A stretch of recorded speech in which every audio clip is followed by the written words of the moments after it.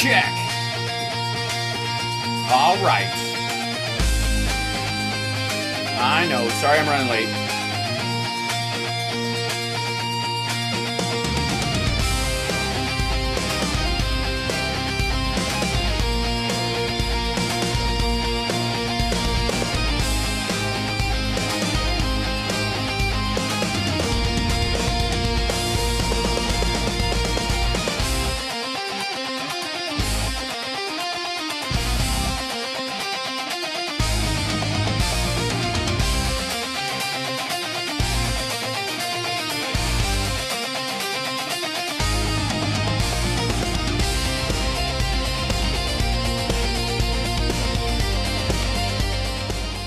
All right, welcome to the show. It's Hal Sparks, Megaworldwide. Sorry I'm a little late. Had a lovely little accidental kind of, I wouldn't say it was an accidental, it was a twist of fate moment this afternoon. My former assistant, who was working with me on, like, right after Queer as Folk and during the I Love This and all that kind of stuff, before she and her husband ran off to start a motorcycle company. And she was out doing a bunch of stuff. Lovely person, Amy Brown, who I think fondly of all the time. She and her 4 kids and her husband were rolling through Vegas at like the last minute. Texted Summer and was like, "Where's Hal? I want to get together." And it just so happens that she was actually my assistant when Camden was born. So she's known him since he was 4, or like till he was 5, basically. Like, and she hadn't seen him since. And Cam's in town, and at the same time they were in town, so we had a lovely little visit. And I tried to shoehorn it in, so we drove over there. They were at one of the outdoor malls here, and we met up, and it was just really lovely. So, to Amy Brown and her entire family, who I adore, thank you for dropping by. And good stuff so far. Somebody's like, is he dead yet? Parts of his brain seem to be. Which we protect. I'll give you an example. This is him at the Trump Kennedy Center, which has no programming and won't. And he just fired Rick Grenell from running the place. And they're having a luncheon. And that's, by the way, Susie Wiles, who has announced she has breast cancer. Sorry she has to go through that. I don't like her as a person, but I wouldn't wish illness and sickness on anybody. And she said, she posted this: "Last week I was diagnosed with breast cancer. Nearly 1 in 8 women in the U.S. will face this diagnosis every day. These women continue to raise their families, go to work, serve their communities with strength and determination. I now join their ranks. I'm grateful to have an outstanding team of doctors." You gotta love government healthcare. Who detected the cancer early and are guiding my care, and I'm very encouraged. I'm encouraged by a very good prognosis. I'm also deeply thankful for the support and encouragement of President Trump as I undergo treatment and continue serving in my role as White House Chief of Staff. Now, I hope she pulls through. I'd rather argue with a living person than I guess gain some joy over the passing of someone. But I would also like to say that. Considering her age and considering the diagnosis, she'll probably be fine, but it would be a great excuse to leave the White House if shit starts to really hit the fan. You know what I mean? Like, the timing's kind of telling in that regard. So, just floating that by. Anyway, so she, where are we? Way over here. So she's sitting next to him. This is the Kennedy Center meeting, which he's attached his name to just so that he shows up for the meetings, I guess. Maybe that's what they do.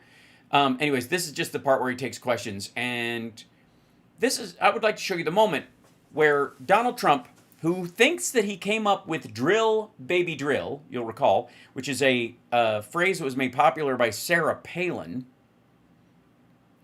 And he acts like he invented it, just like Norm Macdonald used to call the Saturday Night Live's news the fake news. He'd go, "Now the fake news," and he would say that all the time. And Trump just thinks he invented that term. Or MAGA and America First, were stolen from earlier Republicans, including the America First thing, which was a way of keeping us out of World War II and just let the Jews get what's coming to them. The America First crowd, there's a reason why in the jump ball between those two phrases, why Nick Fuentes chose America First instead of Make America Great Again as his phrase to sell. His show's called America First. That's for a reason. Okay, so this is Trump trying to think of the phrase drill, baby, drill. For years. And it always bothered me that we have these countries. Japan gets 95% of it's from the Straits, the Hormuz Straits. And it always bothered me that we're... Also, by the way, there's one strait. The Hormuz Strait is one thing. It's not a plethora of straits. protecting, and we don't need them. We didn't need them before we started dig we must. Dig we must. That's the Trump policy of lots. Sorry, what's the Trump policy? Before we started dig we must. Dig me must. That's the Trump policy of lots of oil. Is it? Is it though? Dig we must. That's got to fit on a hat, right? We would have seen that by now. Dig we must. Dig me. That's the Trump policy. Dig we must. Dig me was. Dig we must. I dig me. Was the Trump policy. We didn't need him before we started. Dig we must. Dig me was. That's the Trump policy of. Dig me wust. Sorry, it's I'm fine with. I'm fine with both. As new audio drops go, that's pretty fucking sweet. I'd say, wouldn't you? Yeah. So one more time for drill, baby, drill. And it always bothered me that we're protecting and we don't need them. We didn't need them before we started. Dig we must. Dig me must. That's the Trump policy of lots of oil, and we didn't use them very much. It used to be at 10%. Now it's at almost zero. We don't need, we don't need oil. We have all the oil we need for ourselves. It's one of the great assets that we have. We have more than double what anybody else in terms of oil production. We're at more than double any other country. So we don't need it, but we did it. It's almost, you could say we did it out of habit, which is not a good thing. This is the other thing he says. We're doing this out of habit. Like we need to. Well, I would argue many people have over the years made an analogy about the U.S. Getting rid of our addiction to oil as smoking and heroin and that kind of stuff. So so oil is a bad habit. At some point, we'll get to the fact that he just started a war for oil, just fucking cuz. Anyway, so to do, but we did it because we have some good allies there. We have some great Middle Eastern countries there, Israel there. So we did it for a lot of reasons, but it always. Yeah, I would have thought we did it because they couldn't have nukes and they couldn't have missiles, and then that's it. And now that they don't, we can go. It amazed me that we did it. We never asked for reimbursement, and it was really there to serve other countries, not us. It's not a protection racket, fucko. And by the way, we have the Sugar King. Oh, this gets really weird. Okay, so he gets distracted a couple of times in his most recent remarks where he locks eyes with somebody and then just starts to have a conversation. The same story. Look at that. Alfie von Hool. Alfie, thank you both very much. Huh? That's Peppy, yeah. Peppy. Hi, Peppy. How are you? How are you? Is Alfie in the backstage? Yeah, Alfie's in the back. Yeah. Oh, we're back to brown bread. We're back to white bread. We're going to add an extra ton because you're a cunt, mate. Huh? Is he sitting back there waiting? No, he's not. No, we don't know who Alfie is. Who the fuck are you talking about? You know? You doing all right? Yeah, I'm doing all right. I'm worried about Alfie, though, mate. You better watch your fucking self, eh? I'm going to fucking shoot you, mate, if you don't listen to me. Peppy is a great... That's lines from Peaky Blinders. The guy Alfie is the Jewish gangster, and they're played by Tom Hardy. Friend of all of ours, I think, in the room, tremendous, and yeah, but I'm not here, am I? I'm in the fucking back, aren't I, mate? fuck are you talking about? Appreciate you being here. Great. Pepe. By the way, watch Susie Wiles when he, out of fucking nowhere, looks right in the face of somebody and thinks they're the wrong person. Right at him. He's looking right at this fucking person. And he, apparently they're super important to him. Never asked for reimbursement, and it was really there to serve other countries, not us. Now, that moment, that's the moment where he saw him. And thinks they're a totally different person. Thinks Pepe is Alfie. And by the way, we have the Sugar King. The same story. Look at that. Alfie von Hool. Alfie, thank you both very much. It's You're going, Pepe, Pepe, Pepe, Pepe, Pepe, Pepe, Pepe. Huh? That's Pepe, yeah. Pepe. Hi, Pepe. Hi, Pepe. Yeah, the person I was talking to is someone else. Ah, God. This has nothing to do with the topic. This is a total off the rails moment, and he fucking eggs who the person is. How are you? How are you? Is Alfie in the backstage? Yeah, I'm in the fucking back, mate. Yeah, you fucking moron. You know, you can't even fucking know where I am right now. You are a fucking moron, mate. Eh? Huh? Is he sitting back there waiting for you? No, he's not fucking here, mate. No? You doing all right? Pepe is a great friend of all of ours, I think, in the room. Yeah, you can't pick him out of a fucking lineup. But he's a great friend. Tremendous. And So fucking tremendous, man. You don't fucking know who you're talking to, do you, fucking moron? You, we appreciate you being here. whoever the fuck you are. Great to have you. Thank you. Mr. President, honored. That's great. Both of you. Thank you very much. You and the person that doesn't exist. I love both of you. You and the person I thought you were when I was looking right at your fucking face. So go So, anyways, ahead, please. Mr. President, you've said that. Oh, by the way, this is not the first time he did this in this meeting. I would like to point out. Let's jump in. Let's see what he thinks of CNN. What we're going to do is we're going to, we could take a few questions from the press. Could. And then after that, we'll have our meeting. And we have a little lunch for the board. So we'll have a little bit of a lunch. And it's an honor to have you all here. It's so many of you, Jimmy, so many of you are friends. my name's Alfie. It's a great honor to have Who the fuck's Jimmy, mate? you here. And we're going to I don't even know what the fuck you're talking about, mate. do a great job with the Trump Kennedy Center. Okay, yes, please. CNN. CNN, looked right at her face.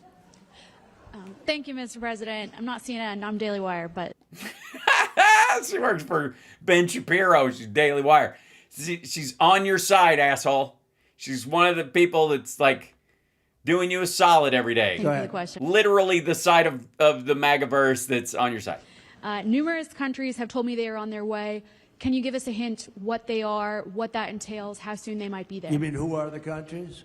Yeah, that's kind of what she means. Yeah, I think. Yes, sir. I'd rather not say yet, but we'll Because there aren't any. be announcing Marco Rubio and the various people that are doing that will be announcing.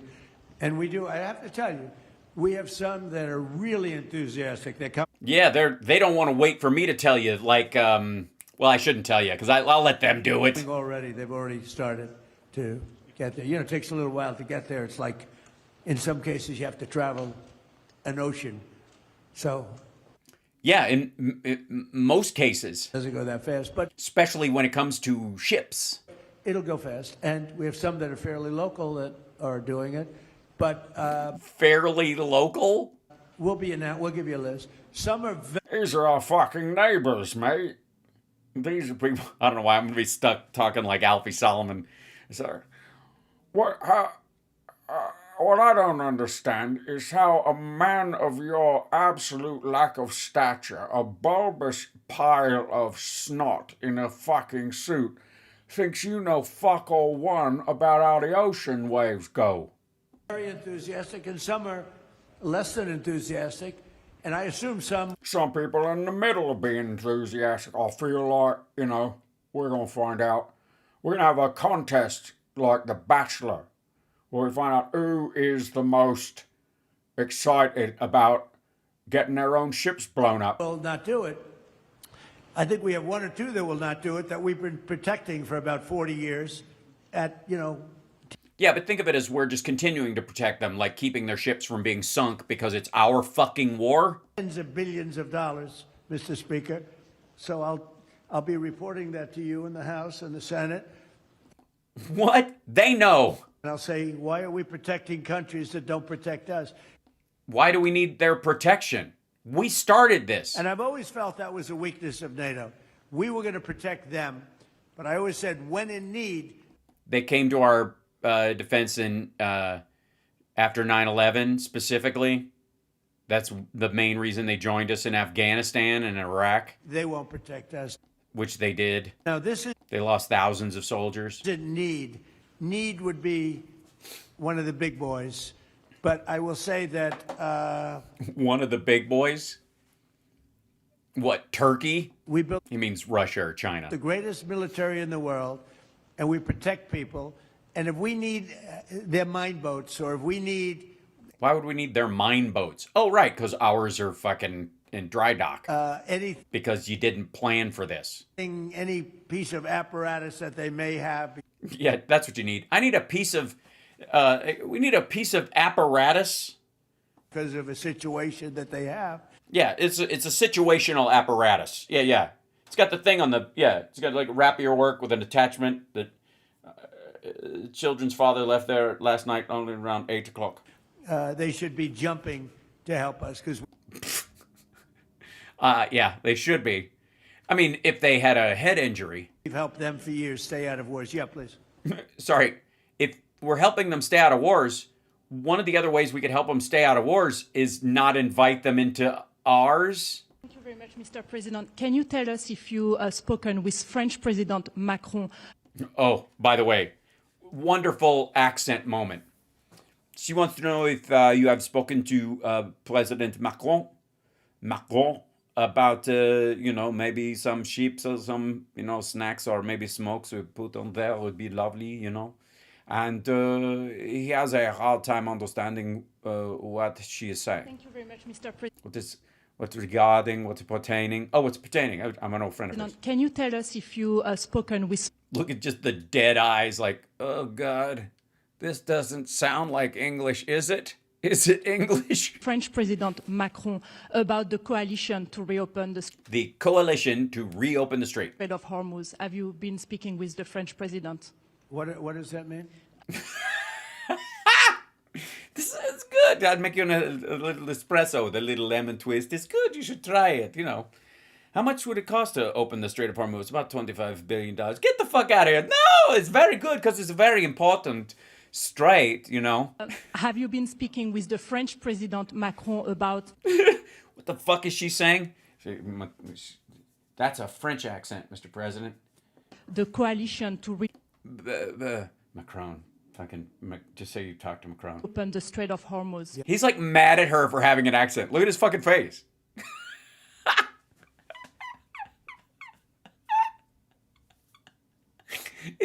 He's more irritated with her for having an accent than he is with the fake news. Who's, but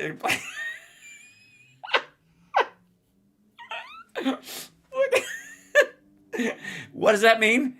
It means exactly what she said, you deaf motherfucker. I have spoken to him. Yeah, okay. He's been on a scale of 0 to 10. I'd say he's been an 8. Not perfect. What the fuck? So they are sending ships, but he doesn't want to hear about it? But it's France. Are you, We don't expect perfect. are you confident that France will The fuck does that mean? help with the reopening of Strait of Hormuz? Yeah, I mean, sure. I think he's going to help. I mean, I'll let you know. I spoke to him yesterday. I don't do a hard sell on them because my attitude Because he doesn't think France has a navy? is Honest to God, like he thinks France thinks of France as a landlocked country. Guarantee it.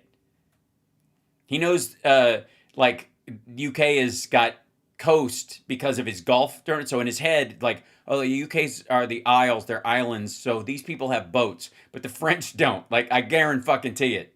We don't need anybody. Well, then what the fuck are you shitting on people for? I'm just calling you up to tell you I don't need anything. But thanks for nothing. Click. We're the strongest nation in the world. We have the strongest military by far in the world. Yeah, so why are you bothering anybody with this shit? Why do we even need Israel? We don't need them. We don't need you, but please help. But it's interesting. I'm almost doing it in some cases, not because we need them, but because I want to find out how they react. Because I've been saying for years that if we ever did need them, they won't be there. Not all of them, but they won't be there. I was very surprised with the United Kingdom, because the United Kingdom, 2 weeks Is surrounded by water. ago, I said, why don't you send some ships over? And he really didn't want to do it. Gee, I can't imagine why. So sorry, you asked him to send some ships over to basically what? Find mines by running into them?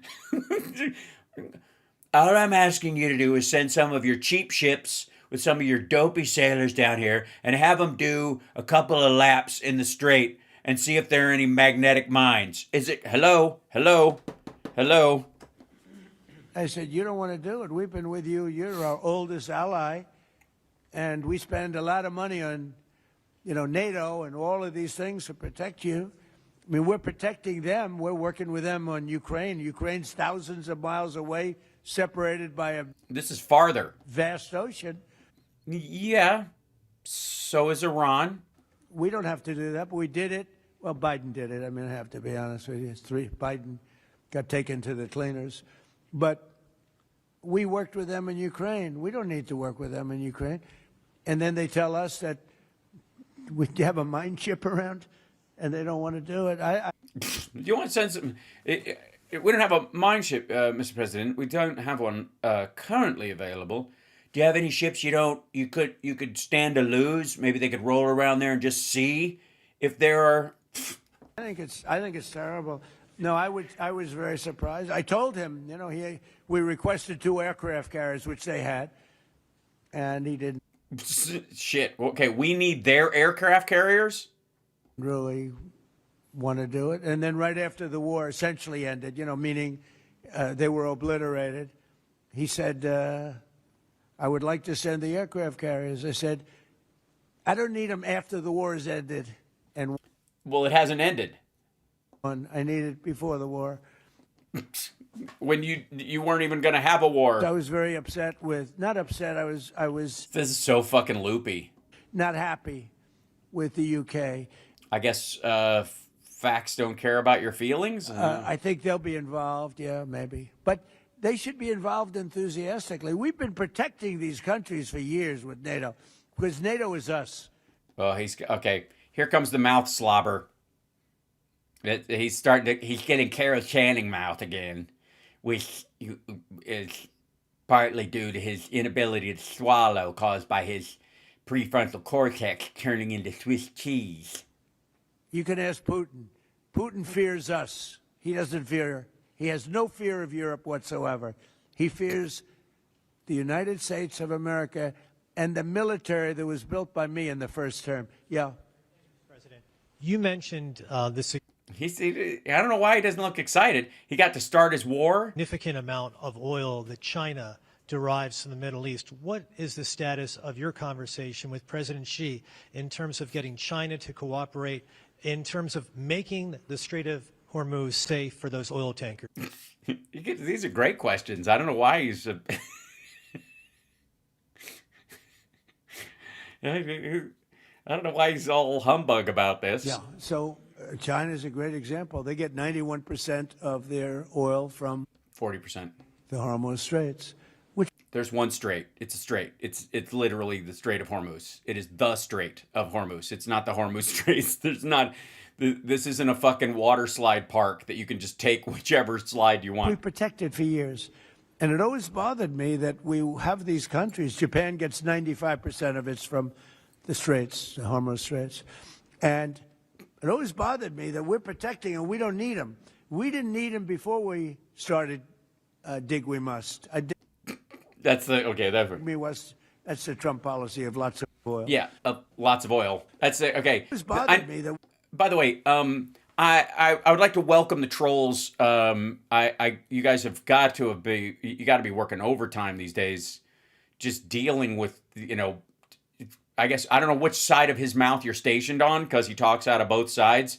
So do you split time? Do you run back and forth like you're playing a game of volleyball with yourself? How does it work? But I want to thank you for being here, because it's your eyeballs that actually aid us in the algorithm more than anything else. And don't forget to subscribe and give a thumbs up. And if you're a maggot troll, please give us a thumbs down, because the algorithm apparently does not care whether you like it or not.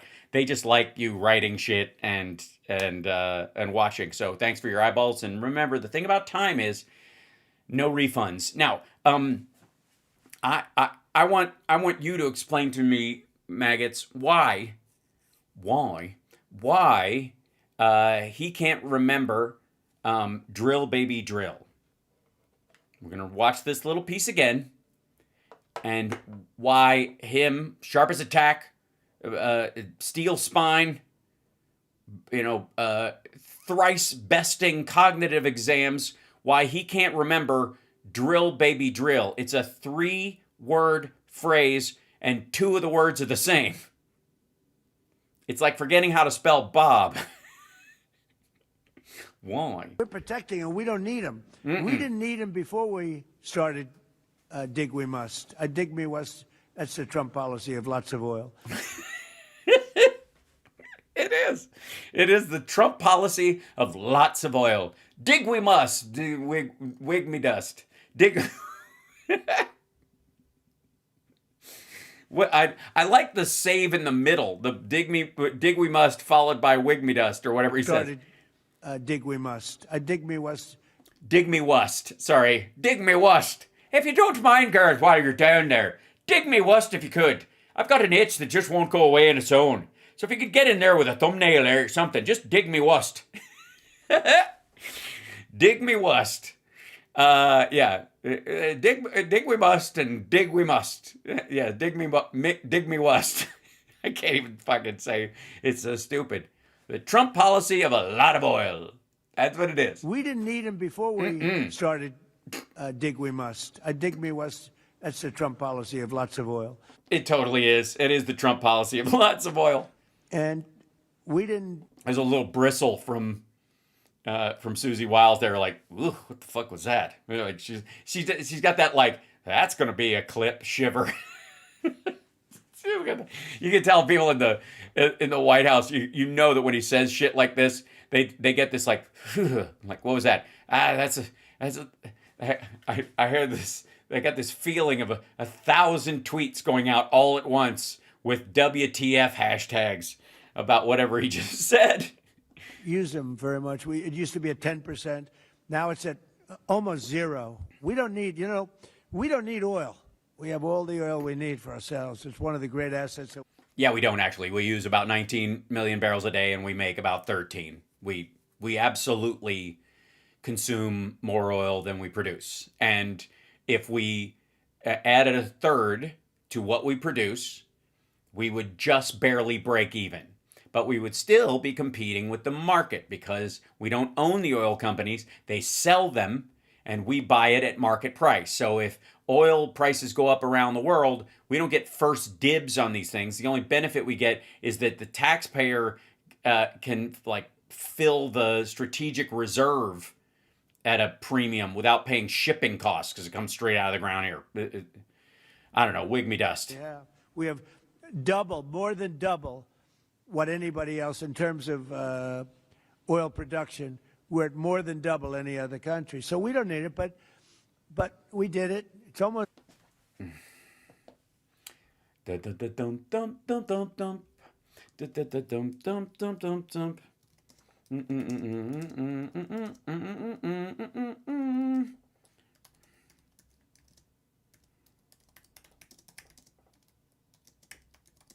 One moment, please.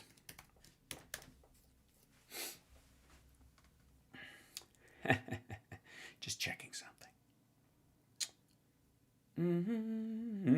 Yeah, there we go. So, real quick, let me give you this little chart right here. The top oil-producing countries as of 2026. Congratulations, America. We are in the lead with 13.6 million barrels a day. Saudi Arabia is in second place with 11.2 million barrels a day, and Russia at 10.9. Canada has 5.6. Iraq is 4.5. China's 4.1.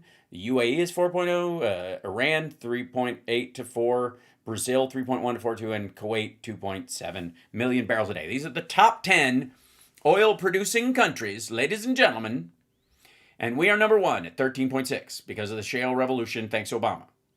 Second place is only 2 million barrels a day behind us, and they do it by choice. They absolutely could produce that amount, but they are trying to wean themselves off of being a resource economy, and we're just getting ramped up, I guess. So they throttle their output. Now, maggots. I'm sure we have some maggots in the chat. Explain to me how 11.2 million is half or even a third of 13.6 million. Sorry, I'll give you a second. There you go. How, doing the math, that we produce double what anybody else produces, or even 3 times as much. How is that possible if we produce 13.6, the absolute top end, again, shale revolution being what it is, thanks Obama, and Saudi Arabia is producing 11.2 and throttling the amount that they put out on purpose. They could get to probably 13, maybe even 15 if they wanted to, but they're trying to stretch it out, that kind of thing. And Russia producing 10.9. So the other two in the top 3, how is it that we at 13.6 produce 3 times as much as someone who produces 11.2 million? Let's see, there's got to be a reason. What could it be? I think I'm gonna go with I think I have an answer. American numbers are different than foreigner numbers. Fuck me. What? Nope, that's not it. All right. Well, he's a genius, eh? I know. Maybe he figured out something that I don't know. So, maggots, you can go ahead and do some maggot math on this if you want, and explain to everybody you know how we produce 13.2 and the Saudis produce 11 and Russia produces 10, and somehow in Trump's head we are producing double or 3 times as much as. Let's hear it again. What? Double. It's one of the great assets that we have. Mm-hmm. We have more than double what anybody else in terms of oil production. Right, not reserves. Production. We're at more than double any other country, so we don't need it. We're at more than double any other country. Is that, maggots, again, I ask you, is that true or is it bullshit? The question is it true or is it bullshit? Yes, we'll go with the lady in the back there, red top, Pepe. Yeah, I think that's your name. Is it true or is it bullshit? This is some bullshit. Ah, yes. Well, it's. We see through it. This is some bullshit. Yes, it is. So yeah, no, we do not produce double or triple anybody, and it's weird to say so. But we did it. It's almost, you could say we did it out of habit, which is Yeah, nobody would say. not a good thing to do. But we did it because we have some good allies there. We have some great Middle Eastern countries there, Israel there. Yes, it doesn't, is that included in the great Middle Eastern countries, or it's not as great? So we did it. I mean, they certainly don't have as much money, But they do have a copy of the Epstein files, according to Tucker Carlson. for a lot of reasons. But it always amazed me that we did it. We never asked for reimbursement. Yeah, because we're not doing it as a money-making scheme. We benefit from it financially more than any other country. It was really there to serve other countries, not us. But obviously, I don't even know that we have to worry about that anymore because we've got Tariffs! right, and we've got Potatoes and chicken. so that's I don't know why this. Hold on, this there's something really wonky happened with CSL when I was transferring that that other sound file. It's like stuck on my. Yeah, there it is. I'll grab it again. Let's see if we can drag it down to here, and we'll put it in there. Is it just not doing it? What's happening? Delete. How about this one? Delete. Nope, it doesn't like it. Super weird. Because it'll play it. Let's see. I suppose. Let's see. As icons, let's go to here. Yeah, I am. I think we all are, especially now. So, yeah, what the shit is up with that? Okay. Oh, maybe it knows it's not supposed to go there. It's supposed to go in the wow category. Wow. Wow. Here we go.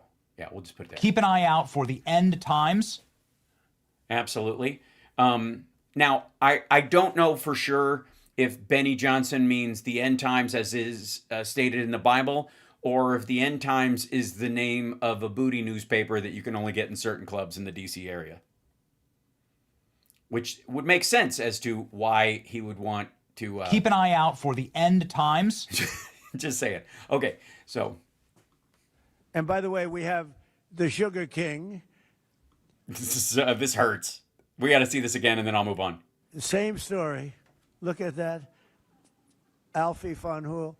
Alfie, thank you both very much. It's Pepe. It's Pepe. It's Pepe. Pepe. It's Mr. President. Mr. President. Pepe. It's Pepe. It's Pepe. Pepe. Huh? It's Pepe. It's Pepe. His name's Pepe. It's not Alfie. Nobody Knows what the fuck you're saying, mate. Yeah. No, I don't understand. You've been drinking too much of the brown bread, mate. It's Yeah. Pepe here. Pepe. Hi, Pepe. Hi, Pepe. Hello. How are you? I'm fine, thanks. How are you? I'm fine, thank you. Is Alfie in the backstage? No, he's not. No, he's not. He's gone. Hey, wait, I don't know who the fuck you're talking about. Alfie, you in the back? You're goddamn fucking right, I'm in the back. Huh? Is he sitting back there waiting for you? No? Yeah, he's oiling himself up. He's getting, he's got a fresh copy Keep an eye out for the end times. of the end times. He's ready to go. You doing all right? No, he really isn't. Wow. Yeah. Pepe is a great friend of all of ours, I think, in the room. Wow. And we appreciate you being Yeah, amazing. Yeah. Pepe. here. Great to have you. Thank you. What's it all about? Pepe! Mr. President, honored. That's great. Both of you. Thank you very much. You and Alfie, who may or may not be here. I don't know. So go ahead, please. You just had a very Alfie look on your face. I just wanted to say that's not. What? Like that's just gnarly. Mr. President, you've said that Iran does want to make a deal. Now, into the third week of this bombing campaign, what would that deal look like? What are the ask that you're making of the They government? want to make of a Tehran? deal. They're talking to our people. I don't know if they say that to you. Maybe they do. Maybe they don't. Yeah, but we can say it since if they say they are or aren't, we'll just contradict or affirm it. I don't know what's going Don't on. forget, they are a country that for years, I didn't know this until recently, they're a country based on disinformation. Well, that explains their partnership with Russia, I guess. And now they're using disinformation plus AI. Well, at least they're keeping up with the times. And that's a terrible situation. Oh, it's terrible. That's a terrible Oh, it's terrible. situation. They showed all sorts of things happening in the last 2 weeks that never happened. Between their kamikaze boats that don't exist, between blowing up the aircraft carrier, one of the great ships in the world, the Abraham Lincoln, on fire. They showed it on fire. And I was like, oh shit, it's on fire. Called the general. I said, You don't think they would call you if it was on fire? You don't think you would have found out? They're not briefing you? General, what's with the Abraham Lincoln? It looks like I see it on X and it's on fire. it's burning down. No, it's not burning down. No, ships don't burn down, sir. They burn up and then they sink. I know it's the direction, gravity being what it is, sir. But yeah, a ship burns up and then it sinks. And oftentimes it will sink before it burns up completely. So, but ships don't burn down. Buildings burn down. Houses burn down, Yeah. Like trees burn up, ships burn up, houses and buildings burn down. It's just how English works, sir. So we're going to get back to laughing about you. A bullet was ever fired at it, sir. They know better. Yeah, I don't think they're using handguns. They said, this is my first glimpse of AI and what they It's your first glimpse. You brought Captain Grocket into the fucking White House, and this is your first look at AI? done. Well, and also, no, it isn't. You put out those fucking NFTs of your head on Rocky's body and superheroes and fucking astronauts like you're a fucking paper doll. And you post videos that are AI of you all the time. What? Okay, maybe he's had a stroke and he doesn't remember. They Another stroke, sorry. showed buildings in Tel Aviv burning to the ground, high rises burning. They showed buildings in Yeah, it's weird that high rises burn down to the ground. It's, Qatar. They showed buildings in Saudi Arabia burning, and they weren't burning. They weren't hit. It was all AI based. Terrible. It's terrible. It's better than them actually being on fire, though, I think. That's their only. I think that's the only thing they do well. No, they've managed to actually hit real buildings with drones and start actual fires. They're negotiating, and we always talk. When somebody said, "Well, would you talk? Why would you even talk to them?" I talk to everybody because Yeah, the more evil, the better. I think he's more apt to talk to them than our allies. Like he'll hang up on one of our allies quicker than he'll hang up on Kim Jong-un. sometimes good things come out of it. Yeah, like golf courses, crypto schemes, But investment in World Liberty Financial. They'll let you know what they have from the Epstein files and when they plan on releasing it. I don't know if they're ready yet. I don't know either. They're taking a pounding. I don't know if they're ready yet. And we don't even know their leaders. Look, all of their leaders are dead. As far as we know. Well, okay, there you go. All right. Well, it's nice to this is some fair and balanced. But they're all dead. We don't Or as far as we know. As far as they know. know who we're dealing with. We knocked out the first group. Then the second group met, 88 met to pick the leader because the first group was all dead. And the Did the cameraman just pass out? second group got knocked out. They're all dead. Then the third group met. I would think they're a little nervous about meeting. I don't know if they're nervous. Maybe they're not. Maybe they're crazy. If they're not nervous, then they're crazy. But we met with the next group, and You did? but we don't know who their leader is. Where'd you meet him? In the fucking parking garage in the night, and all you saw was the tip of his cigarette? We have people wanting to negotiate. But they don't know who to talk to because we don't know if we're talking to somebody who's alive, who's dead. We have no idea who they are.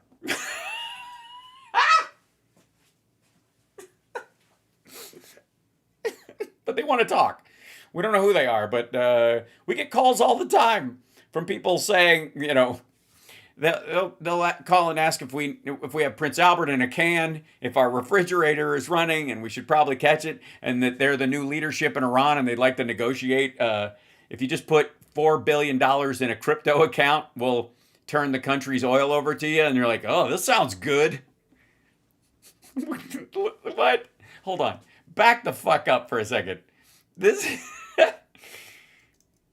So they're dead, and then we're going to talk to the new people, but we don't know who they are. I would think We are talking. Sorry, we are talking to the new people, but we don't know who they are. a little nervous about meeting. I don't know if they're nervous. Maybe Well, we don't know who they are. they're not. Maybe they're crazy. If they're not nervous, then they're crazy. But we met Wouldn't you know if you were meeting with a crazy person? with the next group, You met with the next group, okay. The third group. but we don't know who their leader is. So they can't make a decision. So you just met with like middle management. We have people wanting to negotiate. We have no idea who they are. I think one of them is named Marco Rubio, and I'm fairly certain Steve Witkoff is one of them. The other one is your son-in-law, sir. Yeah, please, Peter. Thanks, President Trump. What are your advisors telling you about the Ayatollah's son, the new supreme leader? What are they telling you Well, about it's him? not only them, it's you people. I mean, a lot of people are saying that he's badly disfigured. Yeah, hey, asshole, we don't... The guy in the news is asking you stuff that isn't in the news already. They're saying that he lost his leg. You know what he should probably think about if that happens again? He should think about putting an air tag in his shoe. One leg, and he's Well, yes, singular of legs is leg. been hurt very badly. Other people are Anybody watch The Pit? Anybody else got the severed leg stuck in your head right now? saying he's dead. Nobody's saying he's 100% healthy, and he hasn't spoken because the Ayatollah would sit and he'd spew hate from a form of a throne, not as nice as a throne. I like the English throne much better, Yeah, as an American, fuck royals. but it was a fancy chair, but he'd You sure it wasn't the comfy chair? spew hate from his chair. But you see him a lot, right? This one we haven't seen at all, so that could be for a lot of different reasons. We don't know, Peter, if he's Have you seen the leg? dead or not. Now that you've announced... Nobody, I will say this: nobody's seen him, which is unusual. Even his own people. He doesn't. They don't have any mirrors in the building. He's not even seen himself. something else. Now that you've announced that the U.S. has destroyed all of Iran's mine-laying ships, why can't the U.S. just immediately reopen the Strait of Hormuz? Well, we could, but it takes We just don't feel like it, you know. Also, we haven't. I don't know where the fuck that came from. two to tango. We have to get people to take their billion-dollar ship and drive it up. Yes, take your billion-dollar ship and drive it up. They have to actually believe that there aren't mines. And that's the hard part because we're not even looking. I don't even know. If when Pepe has his big sugar ships coming around and they cost $1 billion, and we say, I think it's okay now, Pepe. Yeah, they're not. The Cubans aren't bringing South American sugar through the Strait of Hey, Hormuz. take your ship, drive it through the Strait of Hormuz. He may say, let me wait a little while, because it takes Two to tango. ship owners, and these ships are very expensive. They can cost up to $2 billion. Mm-hmm. So they don't want to take a chance that, gee, I think you'll be okay. They got to Yeah, I don't think that's going to be good enough either. Now that you bring it up. know it. So they don't have to set. We don't know if they even set any mines, but the thought that they may have is enough to keep people from saying we don't need it. They just don't want to just chance it, just gun that mother and see what you got. Now we are pounding that area, that coast, as you know, left side. We're pounding. The left side. If the map is now I'm concerned about map orientation, sir. Because the left side. You're giving directions. You mean the eastern shore of the Strait of Hormuz? No, the left side. Oh. Well, when you use a regular globe, that's the UAE. Yeah, we're pounding the shit out of that. Pounding it. like really pounding it hard. Something he's never been able to do in his real life. And again, they may have no mindset. We hit every one of their mine droppers. They call it the mine layers, right? The ships. They're Mine droppers. pretty sophisticated ships. Every one of them is gone. But it only takes one. So it's a little unfair. You know, you win a war, but they have no right to be doing what they're doing. But we're hitting them very hard. And today is a big day where Jesus Christ. we're pounding a certain area that has very much to do with the strait. Does it? You mean the coast of Iran, where the naval bases are? Where you mean the docks? And I think we'll get it going very soon. In Oh, yeah. addition, we do have other What happens if you accidentally, like, hit something and there's, like, this, like, big net that holds back a bunch of mines and they just kind of tumble out into the seabed and then the current takes them and I don't know. I just don't feel like I want to be on a sugar ship anytime soon. nations coming in. Although sugar ship sounds like a euphemism. You need people to watch and people to see. We have other nations coming in. Yes, please.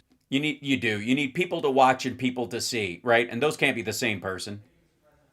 If the He's over it. Look at him. United States is working to secure the Strait of Hormuz for the benefit of other countries like China, and our allies aren't yet stepping up to your standard. Yeah, why aren't our allies stepping up to do the same thing? It's stupid that we do it, but we would like you to do it stupidly for oil you don't get. Why don't you defend China's oil? Is the United States getting back to being the world's policeman? Look, the United States Yes. should not be very much involved. They can on a certain basis. They've been doing it for a long time. Who the fuck is they? But I've always We, like you're the president of the United States. It's us. I said, if you look back years ago, I said, why aren't we being reimbursed? You know, these are the richest countries in the world. Why aren't we being reimbursed for maintaining the Hormuz Strait? And why aren't we being reimbursed for that? Because we're doing it so that they don't need to have navies, so we don't have to fight them one day, and we curtail how big they would build up their military in that area specifically. We'll do it so they don't have to build ships of equal size, so we don't see them coming our way one day. I've said that for years. You can go back. They reported on it yesterday. I've been saying a lot of things about the straits. Number one, I said There's one strait. one advantage they have, but that's a suicidal advantage because they kill themselves more than they kill the rest of the world. And they're Or they just ship it out the other side of the fucking country. things you can, Or they pipe it through Pakistan. with time, there are other things you can do. But I think With time. we're going to have the situation straightened out pretty quickly. And I think we're going to have some good help. And I think we're going to be disappointed in some nations, too. Why? Because they won't stupidly defend China's oil the way you think we're being stupid for defending China's oil. Oh, God, it's terrible. Okay, let me jump around a little bit to this next thing. I covered a little bit of this morning, but apparently there was this big dust up. I don't know if you guys saw this between Megyn Kelly and Mark Levin, and they're at each other's throats. Megyn Kelly has said that Mark Levin has a micro penis, and that's the nicest thing she said about him in a long time. And let's see.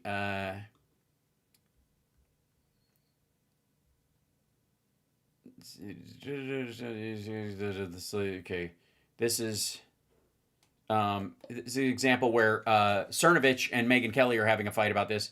She says something, he goes, I've lost track of the time podcasters and others have taken shots at me. I almost always ignore 90% plus is focusing on senators like John Curtis, who probably stole the Utah election. Total distraction to spend hours a week reacting to each other. It's slave behavior. And Megyn Kelly says, disagree. You can take the high road and ignore for a while, but eventually after hundreds of tweets attacks, you punch the bully in the rhetorical face. And then he goes running to daddy about his micropenis. This is like the 9th time she's said that Mark Levin has a micropenis on this thing. And apparently it's sticking. And I don't care. But it's hilariously wonderful that they're eating each other's asses like this. And it's largely it's because she has sided with Tucker Carlson and others about, being against the Iran war. Now, the thing is, I'm against the Iran war, but I'm against it for principled reasons that go farther than anything that I perceive we're doing on behalf of Israel equals bad. And I'm obviously not being paid by Russia through proxies to defend Iran. Now, there are others who their motivation might be slightly different. And when that is your motivation, when it's not a clean motivation based on ethics or morals or some, reality that matters to you, what you say to the president when you have access to him, oh, thank you very much for the super chat, might get you on a list. And apparently the royal we, Tucker Carlson, who needs to wee-wee. I like wood. Deeper and longer. Has we discovered the CIA is reading our text to frame us for a crime. Now, they're only reading his texts, and I don't know that they're framing him, but again, it's Trump's DOJ and Trump's CIA. So for the record, this is not Joe Biden or Barack Obama going after conservatives and trying to shut them down, right?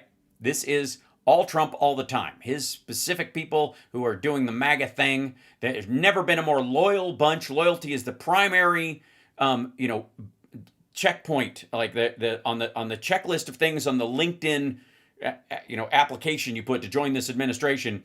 Number one is loyalty to Trump over the Constitution of the United States of America. Certainly our troops, the economic viability of American families, the American dream. Flush all that shit down the toilet.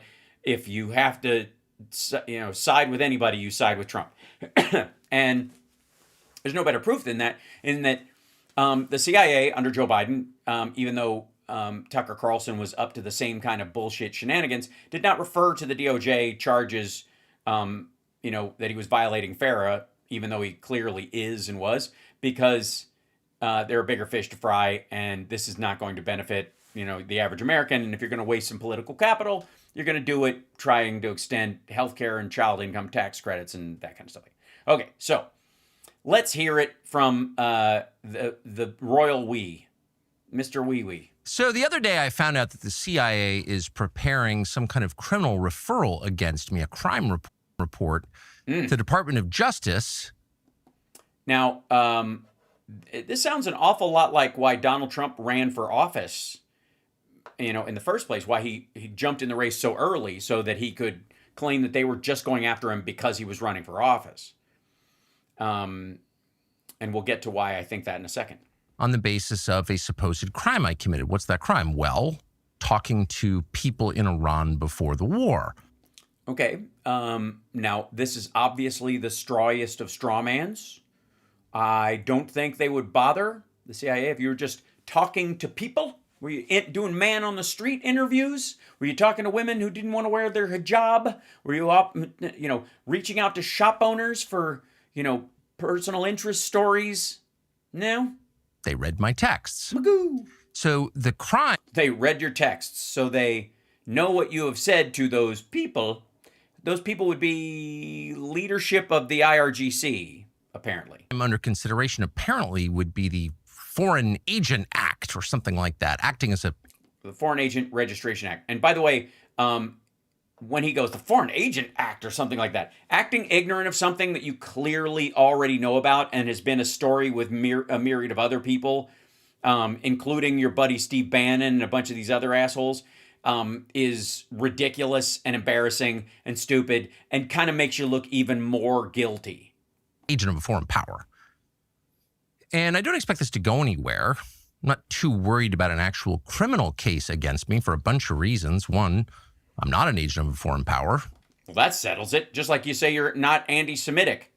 If it had members of the Ku Klux Klan only understood that all they have to do is, tap the brakes on the racial slurs for 1 second and just say, I'm not a racist. And they would just be let right in, wearing their sheets and with their can of kerosene matches and their little crucifix. Unlike a lot of people commenting on U.S. politics and global affairs, I have only one loyalty, and that's the United States. And yeah, but that, again, lip service, I suppose. If your behavior, someone that you obviously hate, but you fashioned your haircut after, Rachel Maddow often says, watch what they do, not what they say. Never acted against it.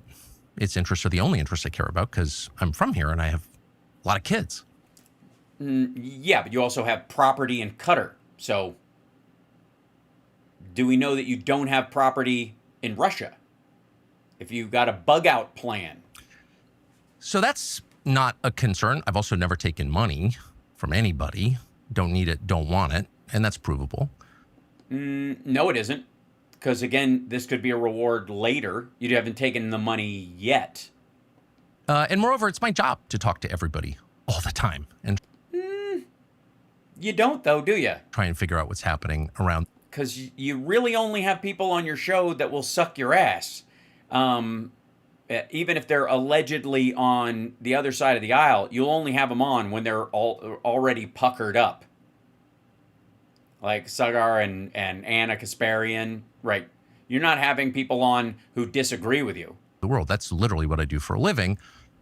And I'm not going to stop. I think the most disagreeable interviews he's had is Ted Cruz and Mike Huckabee, and with the assumption that they were going to be on his side. Almost shocked to find out. Stop doing that. Nor should I don't think. I'm also an American. I can talk to anybody. I have no secrets to divulge.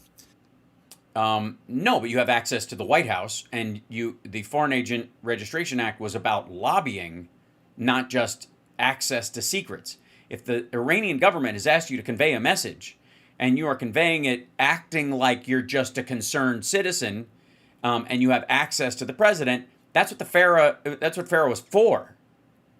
So legally, I think the case is ludicrous, and I doubt it will even become a case. I'm bringing this up for a couple of reasons, though. To make yourself sound important and to be passive-aggressively defensive about something you obviously are aware is true. And they're pretty obvious. Obviously. One is that countries tend to become more authoritarian in wartime. It's just the nature of war. People are dying. The stakes are high. People's emotions have risen to a very high point, to a crescendo. And so I don't know that we're at the crescendo yet. I think we're still in the, we're still in the build-up before the first bridge. There's much less tolerance for any kind of dissent in the homeland. The irony, of course, is the United States fights wars on behalf of freedom, but there's always less of it here in our country during war. So no, there isn't. No, there is not. You are posting this fucking video. You have interviews. Hold on. All right, let's take a walk down Tucker Carlson Lane and look at this dipshit as he discusses where is it? They're watching. There was a woman who he had on for one of his shows who was on the whatchamacallit, where is it? The Faith Council. Like Trump's Religious Freedom Council or whatever the shit. I watched it earlier, so I'm gonna grab it up here. But this is annoying the shit out of me. Hold on. So in this, yeah, here he is. Here you go. Who is Paula White? So this is okay. So this is a clip that he posted. Why Trump's pastor is suddenly at the center of the Iran war debate. And if you want to talk about like censorship horseshit, excellent. The Major's going to be with us at 3:00 tomorrow afternoon. That's great, because I couldn't have him on Wednesday. That's awesome. But let me show you what the most censored man on the fucking internet is not allowed to say. He has a woman on who was kicked off of Trump's Faith and Freedom Council because Paula White didn't like that she was defending Gazans, right? Not Palestinians in Gaza. This is a situation where like the thorniest areas of foreign policy right now are Israel, Gaza, and the Iran war. And he's got video. This is a video where he's shitting on them for both, and it's on. Paula White. By the way, this lady is a Christian evangelical activist person, whatever. I think she's Catholic actually, but she was on the board.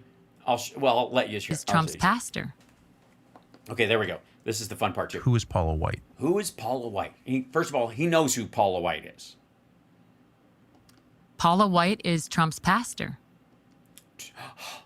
Okay, for the record, Trump does not have a pastor. Trump doesn't go to church. Trump doesn't read the Bible. Trump couldn't quote a single verse, including Jesus wept. He thinks there's 2 Corinthians, not 2 books of Corinthians, one being the first and the other being the second Corinthians. This is, he doesn't have a pastor. However, this gets worse. Okay. That's who he picked as his pastor. And she's a pastor? That's her official position? She's a pastor? I don't believe women can be pastors, but who am I? I'm just some dumb mom in California. Okay. Just soak that in for a second. This lady is to the right of Paula White on women's rights, because she doesn't believe that not only can they not be priests, they can also not be pastors, ministers, I guess. Maybe ministers. Maybe there's a hierarchy. Most of us don't, unless you're Catholic and it specifically means something to you. In the Christian world, pastor, minister, any of those, are interchangeable by and large. So, is she a Christian pastor, Paula? She's a Christian Zionist evangelical heretic, in my opinion. Well, there you go. So, let me just say, this guy believes the White House is censoring people, and you don't dare talk shit about anything they're doing. And there's a time when the country's become more authoritarian, and you can't even criticize. Okay. But yeah, she's Trump's. She runs the White House, the faith office, White House position, and she's on the Religious Liberty Commission with me, and very involved in all things Bibi Netanyahu. And so I got all things. A call from. How would you rate her authority as a Christian leader? Oh, I don't take her serious at all. I don't think she's a Christian leader. I think she's a crazy person on it. Again, let me remind everybody, every one of the people, both of them are assholes. Paula White's an asshole, but this is fucking fantastic. I think she's a heretic. I think for people who think you're throwing those terms around lightly or slandering her, I think it'd be worth going online and reading about her and watching videos of her demand. Nah, I'm not going to do that. You can't make me. Demanding money from her congregation. Gee, when did that start? On film with some other Christian pastor in a foreign country, clearly. She's got a complicated personal life. Because she's married to the keyboardist for Journey. And saying things that bear no resemblance at all to Christian doctrine. That I think it's fair what you're saying, I guess is my point. Yeah, so I got a call from the White House, Mary Sproles, another Mary, and I looked her up. Literally, Trump is just hiring women in the faith office that have the name Mary. Presidential Personnel Office. Yes, PPO office, yeah. I got a call in August, shortly after that phone call with the other Mary. And I'll never forget it. I answered the phone, and she's like, "Hi, Carrie. This is Mary Sproles calling from the White House, PPO office. I'm calling to ask you for your resignation today." I know some of you are going to be brokenhearted about this. This is a tragic tale. Sorry. To tell us the story. When was this? This was in August. What? Yeah. August? This was in August. A few weeks Scary. after. Yes, very scary.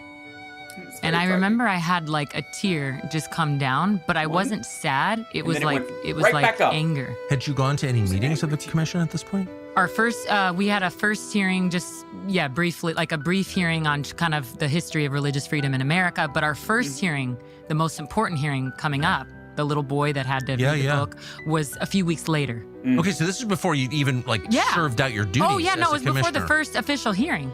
Yeah. It was And she you asked for your resignation. She said, "I want your written resignation today." Oh my God. And I said, "Who are you?" I thought this was a joke. Who is this person? Who is And she this? goes, "I am calling on behalf of the White House." Stop tormenting me. I can't hear this. My father won't be home till next Tuesday. I can't take any calls right this. Leave me alone. I said, "Why would you ask me for my resignation?" Why would you ask me for my resignation? Oh, you're still there. I gotta call back. I hung up on them. What? Hello? Oh, shit. Marque numero dos. All right. I just got on this commission. What did I haven't even done anything. I do wrong? What did I do wrong? Boy, you are tough. Oh, Where did it all go wrong? I was not going to go down without a fight because I knew. She's a fighter. Not gonna give up. Clearly. I knew. I'm just looking at your husband who's nodding. She's tough. Sorry, excuse me. No. No, good for you. Yeah, I said I. Good for you. Just excuse me, I was looking at your husband.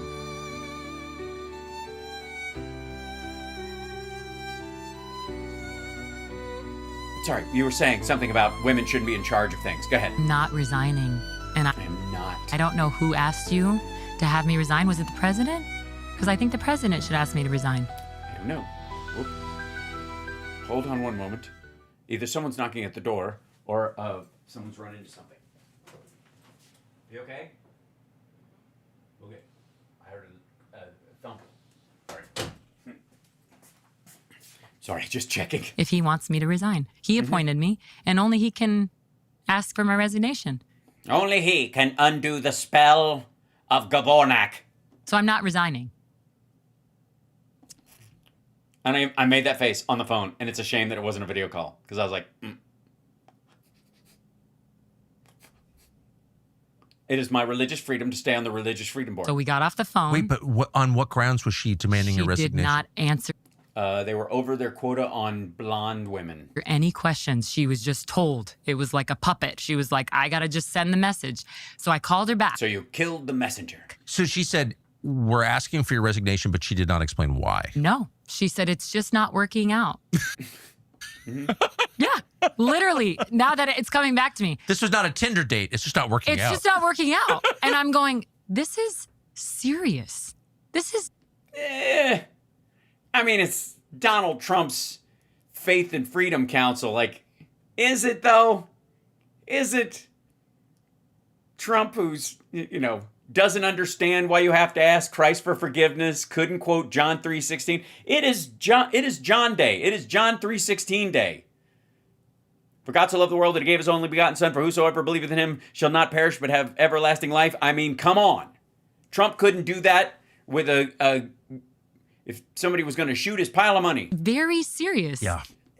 Yeah, it's a little stupid. So then I hung up, and then I wanted to make sure it was a legit person. So I called right back. And I said, hi, Mary. I said, this is Carrie. I'm They picked right up. just curious, please. So she gave you her extension? I know you don't want to give me information. I know you're just the messenger, because I didn't want to be mean to her. Of course.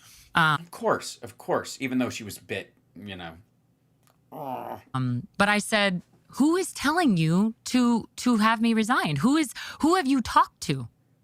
And I'll never forget it. She didn't want to say it, but she finally said it. She goes, I've talked to Paula White and Dan Patrick and Brittany Baldwin. And they hate you in your ass face. Who Brittany Baldwin used to work for Ted Cruz. So it's all making sense now. Yeah, it's so much. It's all because they're all in it together. What's going on? So yeah, that's what's going on. This is a witch hunt. They're trying to actively remove Are you admitting to being a witch? me, and they know that the only way that I could be removed is if I resign, or if I die, or if the president removes me. And they gave you those three choices? So in my Trump does remove people by having them killed. mind, I'm occasionally. thinking, does the president know about this, or Oh my God, or is he as stupid and disconnected as everyone says? is this just the Dan and Paula trying to out me on their own?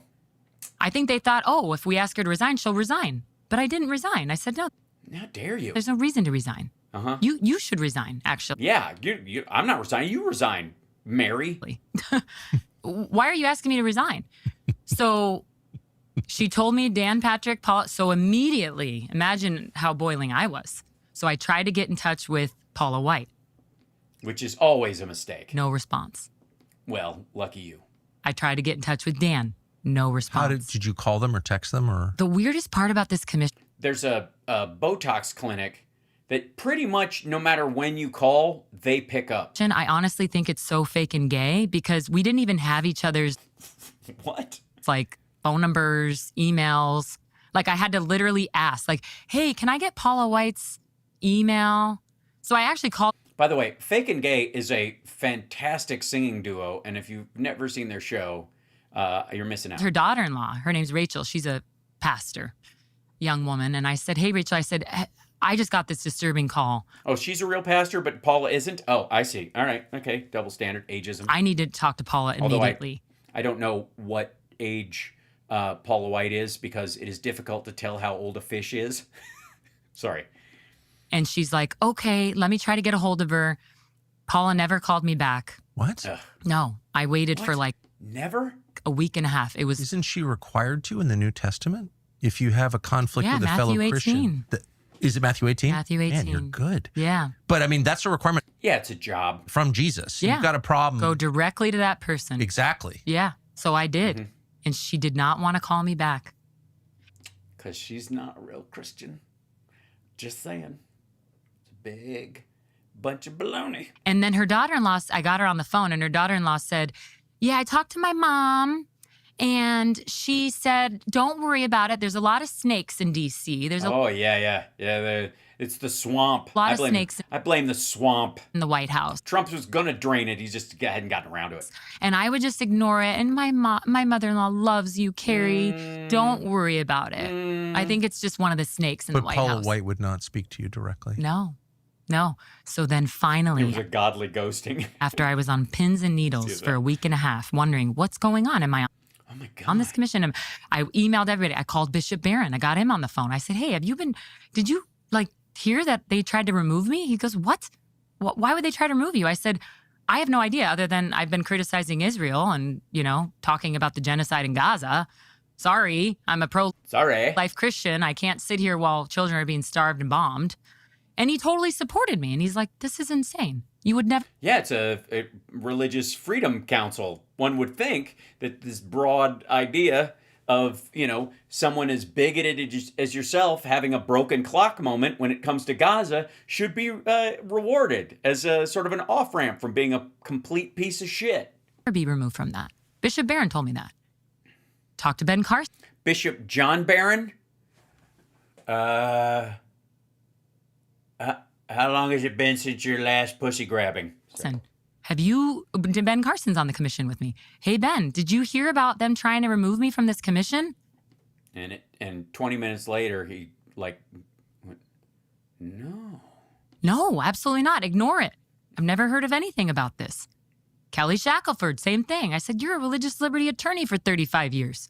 Did I do something wrong? Am I not allowed to have my religious freedom? Well, yeah, that's the every named organization that Trump puts together is indeed always an ironic title. Serving on this religious liberty commission? Or do I have to be a Zionist who supports a genocide? Damn. Is that the requirements of this commission? He said the same thing. I haven't heard a word. I literally talked to almost everyone. Okay, so you get my point about she's talking shit about Trump's Faith and Freedom Council. She actually has a phone call, I think, later with Paula White and Dan Patrick or whatever. See, why would the lieutenant governor of Texas be on this commission? Hold on. Idea who he was, but I guess Trump a call after I was on for free. I know you've been. Okay. I finally got a call. Okay, this is it. She finally got a call from the keyboardist for Journey's wife and this guy Dan Patrick, where they're going to let her know why she should shut the fuck up about dead Palestinian kids. It was Dan and Paula. Together on speaker. Oh, God. What verse in Mark is that? And I'll never forget. Mark 13, no flesh shall be spared. I literally remember Dan every Patrick word. and Yes, Paula White. yes, they called me and they said, "Hi, Carrie. I know you've been worried this past couple weeks, but..." Were they doing the shaka the whole time, or because were they in the middle of surfing? Sorry. Dan started and he goes, "I just want to let you know we've been in meetings about your situation." There will never be enough popcorn. What situation? Yeah, what situation that I'm posting about? God forbid I criticize Israel. Can't do that while serving in this administration. And he said, "I just want to let you know, Carrie, your job on this commission," I'll never forget this, Tucker. I hope not. "Your job on this commission is protect the president and his reputation." Do you guys know a concept called quiet part loud? Are you aware that one of those things when you're shocking, you go, that's a signal to like knock it off. It's sort of like this. He said that to me, the first thing out of his mouth. Well, it's abundantly clear. Did they hang up on you afterwards? I couldn't Also, by the way, was this before or after prom? believe it. I go, "What? I thought my job is to protect religious freedom. I thought That's ridiculous. that's what he appointed me to do." And he goes, "You've been saying things online, Carrie, and you really need to stay off social media. Do not use social media between now and the end of your term." And then Paula White chimed in and she said, "Yeah, Carrie, you know what?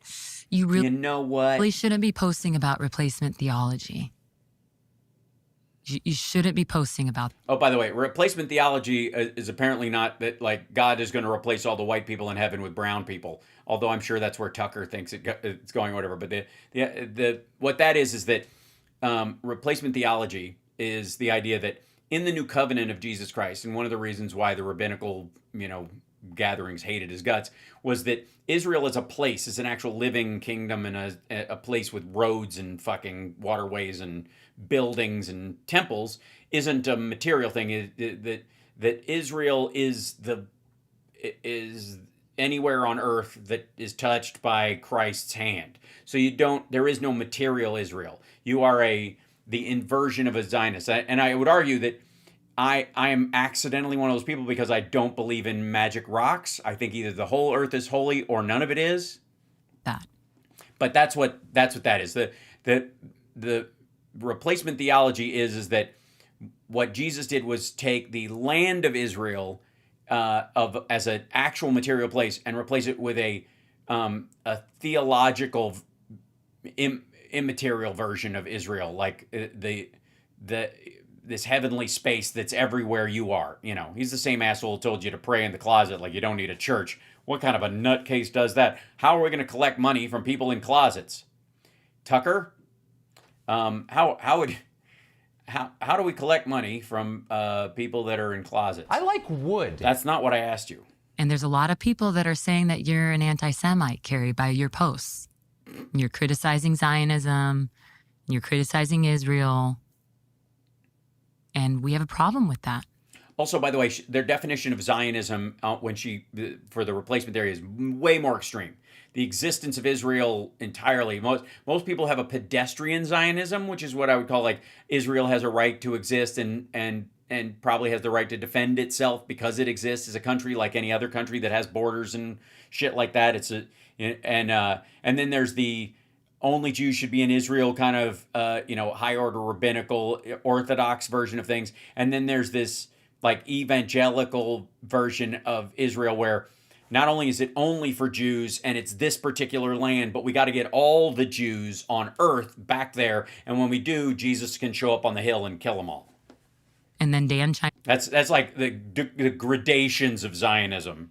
Most people, when they talk about, are pedestrian Zionists, meaning that Israel has a right to exist and that, post World War II, Jews have a homeland because that's where their tribe is from. And it's it's got borders and whatever. Like, it's pretty pedestrian. And again, and They're like America. These are okay. For the record, there's also a big strain of this crowd, her crowd, that are what I would call American Zionists, who believe that not only is Israel not the Holy Land anymore, but God's providence shifted to the United States, and the United States is the Holy Land, and that's partly what brings them in support of Donald Trump, because anybody that runs the place that isn't black or Joe Biden or a Democrat at all is ordained by God to rule over the new Zion, which is America. So he got loud. Everybody got that? It's ridiculous, so it won't be on the test. He got real loud, and he's like, Carrie, because I pushed back, and I said, well, wait a second. I said, what am I posting? Fuck did I do? Saying that is so offensive to you. That's against the rules of this commission, because I didn't sign anything saying I wasn't going to use my social media. I speak out about things that I care about. I'm a religious person. I'm a Christian. And he said, or I shouldn't say ish. That's not fair. TM. He said, you've been saying things that go against, never forget this.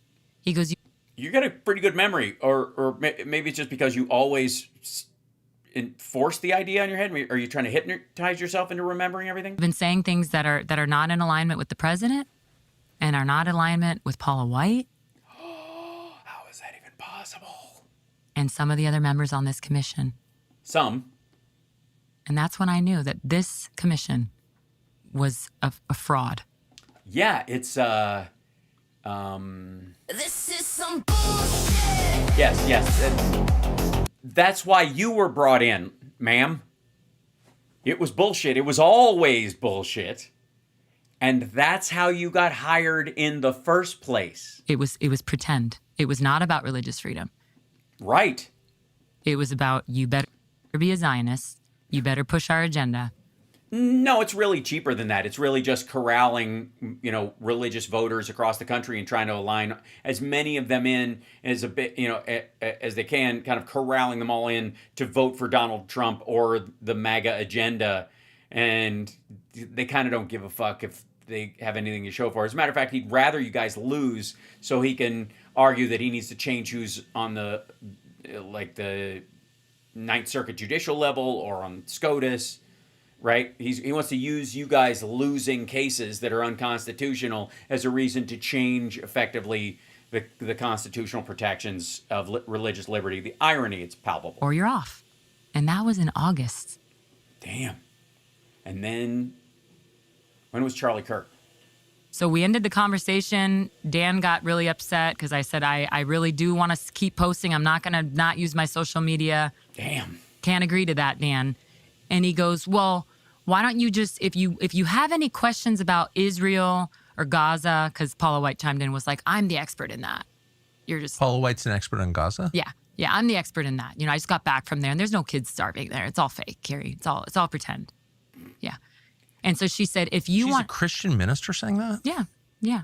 No, she's a Christian pastor, which she can't really be because this lady who's sitting across from you thinks women can't be religious leaders. I'm enjoying all of this. Do you think that she, at any point in the course of a day, feels like, oof, I look like a lizard? Sorry. I'm going to have to answer for this at some point? No, I think she's just... To deny the death of children in the name of Jesus is a pretty heavy thing to do. It's pretty sick. It's pretty dark. Yeah, and you were put on a panel with her. So... And you apparently acted, when you did this, in a way that they were surprised at your behavior so much that they thought you should be fired. Again, it was always bullshit, and you were brought on to make it bullshit. Now, one more thing from Tucker. Let's see, is it 8? I think, is this it? Yeah, here you go. People you hate most. Hold on. Can we restart this with the... Please do the... No, it doesn't do it. Son of a bitch. I hate when it won't run the thumbnail. But the thumbnail on this one is Tucker 2028. and he's going, I almost want to run for president just to ... or whatever. This is him on Piers Morgan. Ted Cruz said in his little rant about you. He said, Tucker says there's no one on planet Earth he hates more than Christian Zionists. And he blamed in particular me and Mike Huckabee as objects of his ire. And I wear that as a badge of honor. I mean, is that true? Are these the two people you hate most on planet Earth? And is it because they're Christian Zionists? I wouldn't say, well, first of all, I think Christian Zionist would be an upgrade for Ted Cruz, who couldn't name the book of the Bible he said his theology came from. So I don't think Christianity, even in its... Yeah, it's not singular. That might be why as well. This is like one of those weird dunks, like, which verse says that you're allowed to? And like, okay, the New Covenant and the Old Testament, and it's just... that's the problem. It's a fucking moral salad bar. Perverted Zionist form informs any opinion that Ted Cruz has, assuming he has authentic opinions. So that would be a compliment to call him I assume that means he's bought out by Israel and he doesn't buy these organically. Christian Zionist. He's beneath that. I would say I criticize Shapiro and Levin for losing control of their emotions. I lost control of mine when I said that. I shouldn't have said that. I've apologized for it repeatedly. I'll do so again. I'm sorry that I said that, because I don't hate Christian Zionists. I'm deeply frustrated with some evangelical leaders who are not preaching Christianity, but some sick, weird, culty version of it that puts Donald Trump in charge and Netanyahu ahead of Jesus. And that's not... You put Trump in front ahead of Jesus. Christianity. It's totally wrong. And some of them are quite ruthless, I've learned personally. Franklin Graham, for example. I went in to see Trump. And Trump says, I just got a letter from Franklin Graham calling you an anti-Semite. Franklin Graham, an anti-Semite? Really? Yes. And it's right here. He showed it to me. So I leave the meeting and I immediately call Franklin Graham. Did he just call you in to tell you that? Like, what? So Trump has this thing apparently in his cabinet and in others that he encourages like pissing contests and kind of like high school beefs. That's why like Besant and Musk got into dust-ups, because Trump would encourage these kind of things because he's a fucking asshole and he doesn't know how anything works. Why would you call me an anti-Semite? And why didn't you call me first? If you think I'm an anti-Semite, wouldn't you want to persuade me not to be? Because that's a pretty ugly thing to be. And as a... Well, can a non-Jew convince an anti-Semite not to be an anti-Semite? That's the question. I mean, would it even take? Christian, as a fellow Christian, you want to talk? He wouldn't take my call.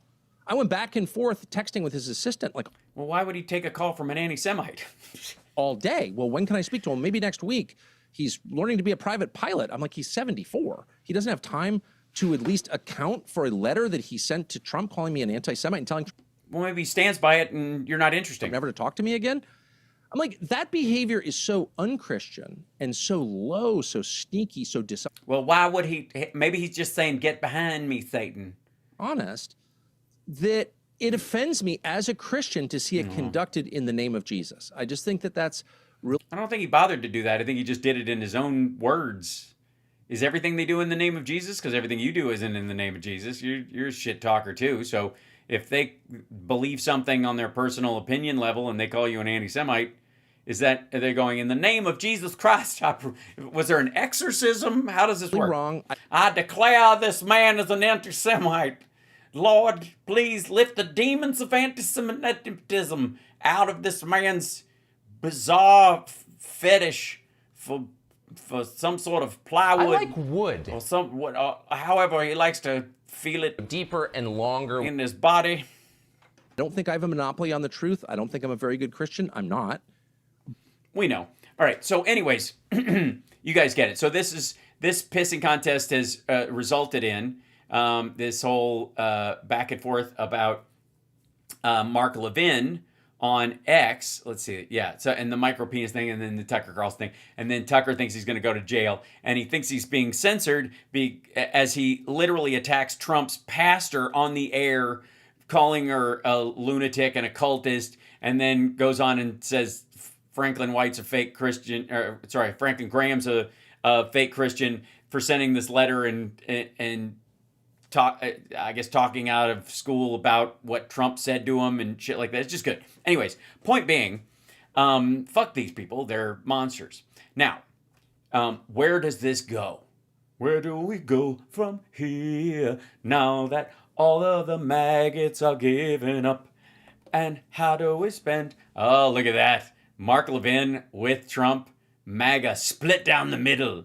People on either side of this giant crevice of lava, lightning, something, back and forth. Meanwhile, oh, AI, you bastard. Breaking, Trump declares war on the MAGA base. You hate to hear it. Right? Nope, What it about doesn't. carrots? Nope, carrots won't do that. Nope. I'm not going to get something injected in my. I'm not even. The greatest success book of all time. The Bible. Your wish is your command. Trump is saying you either declare your support and allegiance to Mark Levin against Israel, or you're not MAGA. That's what this is all about. Are you Israel first? Also, are you working at a car wash now? America first. Israel sees a power vacuum with the Democrats falling apart. They really are trying to take. Yeah, that's why they're doing this. They see the Democrats falling apart. We're not just our foreign policy, but our domestic policy, and this is just absolutely, totally, and completely insane. I hate watching Trump commit political suicide. He still does so much good, but he does so much good, which would be Israel's forcing this litmus test. Netanyahu is. Well, he doesn't have to react to it. We're the strongest country in the world, right? You can. Who cares if he forces the litmus test? What? Shouldn't Trump, the all-powerful, be able to tell him to go pound sand? I don't know. You're literally. He told you to go pound sand, and look where you are. You went straight to the beach to fuck a crab hole. I guess. Blackmailing Trump, or he just firmly believes in all this. Sorry, if he's blackmailing Trump, then he has something that is so bad that even maggots would leave him over it. So much so that he would do this. You do realize you're basically calling Trump a kid fucker, because that's really it. That's the word. That's the only way. Like, they don't give a shit. And it'd have to be a girl under the age of 15, because maggots are okay with that somehow. Think of what all the awful they'll put up with. And if you're saying Netanyahu has blackmail material on Trump, it's got to be worse than that. But it's the worst possible political thing you can do. Mark Levin is just... No, it isn't. No. Allowing the entire unredacted Epstein files, minus the victims' names and images, to be released is the worst thing he could do politically, because everybody would see who he is and what he's done, and they would, not only would the people who voted for him call for him to step down, they probably want him, burned at the stake. Popular in MAGA as cancer is with the general public. It's just totally insane. So pledge allegiance to Mark Levin, or you're a traitor. It's a water cooler, baby. I got everybody on this daughter. Trying to take a little time off, watching Rome burn. God bless you all. Just taking a little time off, watching Rome burn, because the guy I supported with every breath in my body and every, reflux of my acid has finally come out and done exactly what he said he was going to do, and now I got to spend every fucking day acting surprised. So, all right.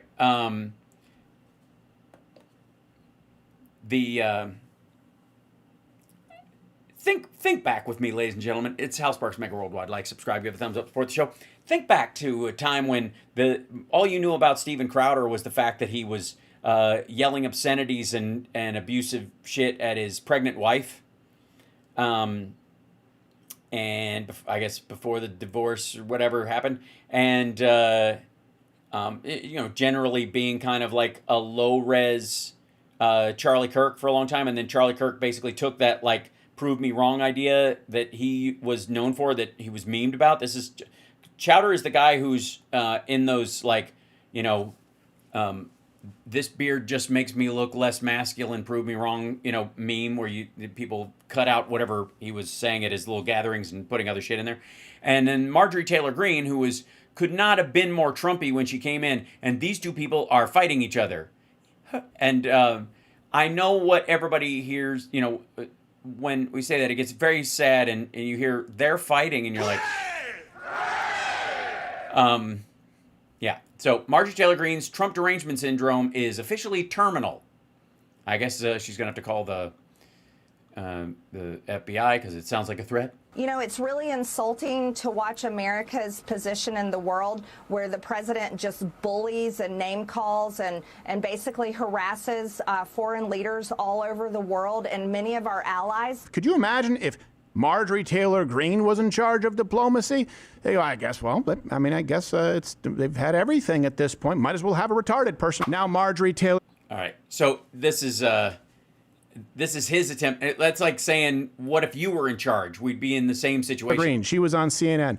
And this is always very useful, right? CNN, they love to, just like Anna Navarro, just like S.E. Cupp, they love someone who can say, I used to be a Republican, but. And then they go, see? Even the Trump voters are. Yeah, sorry. Do you guys not do that with Democrats or actors that were perceived as being liberal at one point? James Woods, etc. Even the conservative voters feel this way, where you would have nothing in common with Anna Navarro. You would have very little in common at all with someone like S.E. Cupp or Michael Steele. And I guarantee you, if you actually sat down for a lunch, you would realize that Marjorie Taylor Greene is disingenuous and crazy. Well, why don't you have her on the show and ask her? This just happened live. Let's watch the first clip. Let's watch Marjorie Taylor Greene. Oh, let's do it. Marjorie Taylor Greene, everybody. This one's on Israel. Okay. Noodles, did you have a we're good. one-liner? Okay. Makes absolutely no sense, Pamela. Let's going dog the bounty into hunter. That's midterm elections. Let's remove Donald Trump out of it. Let's just put any president in there. Why would an American president lead his political party into the midterms, waging a full-scale major war, completely unprovoked on Iran, on behalf of Israel? And that's the way most. By the way, the chit-chat over top of this shows you how much this is bothering them. Americans see it. They see this is for Israel, not for America. Why would an American president do that, which is forcing Epstein files? Gas prices to hike? Oh, yeah, because higher gas prices hide the fact that the economy's shitting the bed. Right here, going into spring break, where families are going to be driving out of town, going into summer, declaring and waging a major full-scale war. You mean the war is going into summer, dipshit? Full scale again. That seems to have no end in sight, that is not de-escalating, it's escalating every single day. And it just doesn't make sense. Excuse me, it's not escalating or de-escalating. It's the same amount of awesome every single day. It's just sometimes awesome means more and sometimes awesome means less, but it's just getting more awesome. If anything, there's an escalation of awesome. And the American people did not vote for this. This is not what we campaigned for. Okay, so a couple of things. Yeah, we did. And shut the fuck up and get in line and do whatever we say. And I'm not a rhino. You are. It's not de-escalating. It's escalating. Drones, drone launches down by 95%, missiles down by 90% since the start of the war. More allies in the region entering into the war, saying that this is only in the interest of Israel. Well, no, actually, the majority of the American people actually support it. If you look at no end in sight, Donald Trump gave a timeline. He said, it might take he said at one point it might take a couple of months, but now we're on a shorter timeline because things are being accomplished at a very rapid rate. Yeah, is that what he said? The price. You got that clip? You got that clip where he says things are being accomplished at a very rapid rate? Thank you so much, Catherine. Gas prices going up. Well, that's a temporary issue that we knew could transpire, as opposed to. Apparently, it was a surprise to Trump. Iran getting to the point where no one could stop them from locking down the Strait of Hormuz. So, which they don't have to do, apparently. All they have to do is make you think it's locked down, and that's enough. It's like the filibuster back in the day. They don't actually have to filibuster. They just have to say they're gonna, and the fucking thing shuts down. Everything she just said, it's echoing what the left has said, and it's the opposite of reality. It is. The regime is shrinking. Our alliances are stronger than they were before, not just Israel, but other people in the region because of Iran acting as Iran does. Iran's leaders have been taken out. Their missile capabilities are down. Their drone capabilities are down. Well, you're asking us to take Trump's word and Hegseth's word. Just because they've fired fewer of them doesn't mean they have fewer of them. Just because, they might just be keeping their powder dry and letting America drag this out for a while and moving their shit around, just avoiding being hit until they decide to, return fire in a heavy way, or they can hit one thing, like one single U.S. Ship with a bunch of drones all at once, for example. They're in a weakened state, and we probably won't be there for more than another few weeks. Probably. We have another. At least not at this current scale, which she says is large scale. Full scale. She didn't say large scale, she said full scale. By the way, there's no tanks on the ground. No. There's no divisions on the ground. No. Well, there weren't in the beginning of the Iraq War either. It's just been an air battle. Just been shock and awe. And a naval battle. Right. Full scale. What are you talking about? No end in sight. Oh man. So this is the guy who's usually just like tossing up punchlines and there to kind of like just shrug everything off. Look how wound up he is. What war had an end in sight? Right. Ever. What war did they start? They go, oh, well, this will be over by afternoon. Yeah, exactly. Never. Yeah, exactly. Well, I mean, I think the ones where they said we've got to beat the enemy to the point where they no longer exist. In the case of the Japanese, it was unconditional surrender. In the case of the Germans, it was too. Mostly ones where they were wrong. Yeah. Oh, no end. Thank God this war has an end in sight. Yeah, the war should be over. Well, it's almost June 14th. That's when the war ends. Yep. Yeah. By the way, I think the stupidest thing that she said throughout the entire thing, and this should, for me, this is very, very, very telling. If you didn't have it already, here you go. Why would he do that when people are about to go on spring break? That's not all. Why would he do that and hike up gas prices and oil prices when summer is coming as well? Name me a time in the year where it wouldn't impact the economy. Name me a time on the calendar where a war that drives up oil and energy prices wouldn't have an impact. Early fall, but that's too close to the midterms. Yeah. Late August, early September, where people are back to their normal commute and they're not vacationing, they're not driving across country. They've come home, they've spent all their money, they've done all their travel for the year, or at least till Christmas. And the idea is that if you could finish it in 6 to 8 weeks, it would be finished well before the end of October, let's say. And if it wasn't an election year, you could push it to Thanksgiving. And then name me a president who said, there's an existential threat to the region, something that we've been dealing with for almost 40 years now. We have to go in and stop it. Oh, God, it's spring break in 2 weeks. Let's wait. Oh, yeah. I feel like he's yelling at all of us. None of us said that, and also none of us believe that.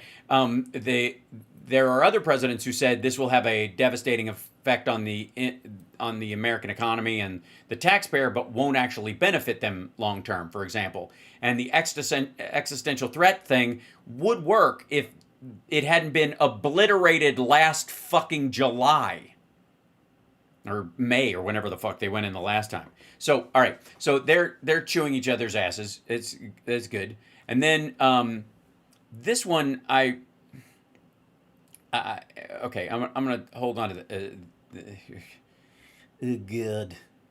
So Trump is moving to 2,500 Marines to the area around Iran, closer to bases, to some of the ships. It's a Marine tactical group, and needless to say, the message from Peanut Butter Dickhead and crew is trust Trump's instincts.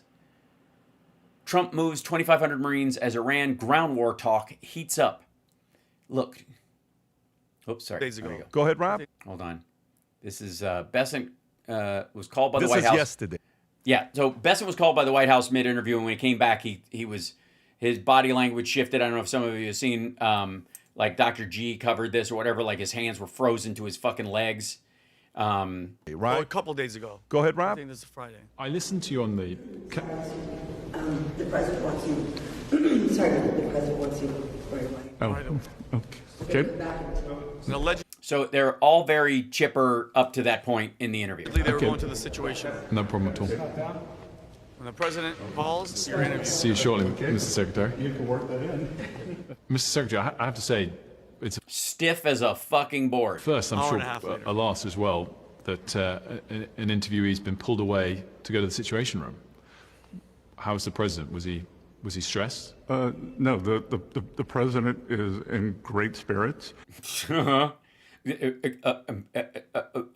stuttering in the interview up to that point. Now everything it's fine, and the Iranian mission is proceeding well ahead of schedule, and I have to tell you, Wolf, that I've a teenager who's considering a teenager. Those are the best kind.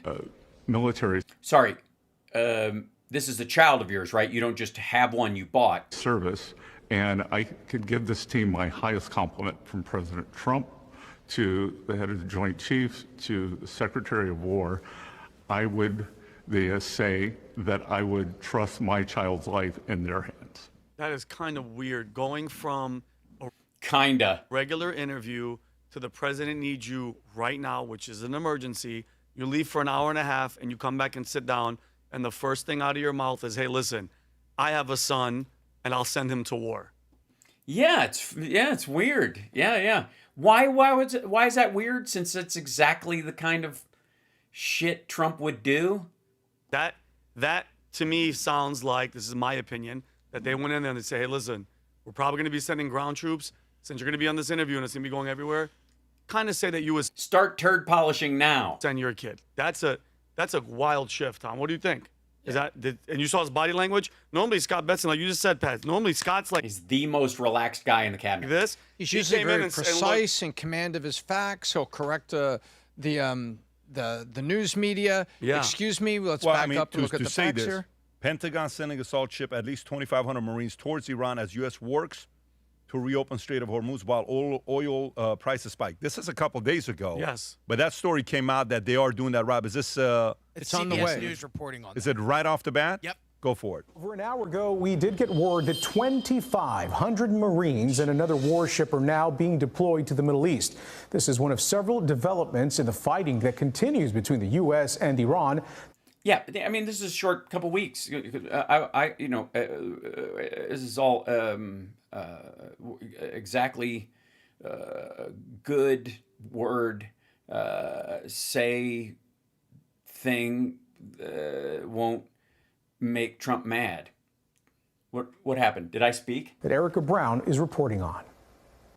The Pentagon Friday confirmed the deaths of all 6 crew members aboard a U.S. military refueling tanker that was supporting operations in Iran. Officials say a second aircraft was also involved but landed safely, and they believe the incident may have involved a mid-air collision. It was not the result, as CENTCOM has said, was not the result of hostile or friendly fire.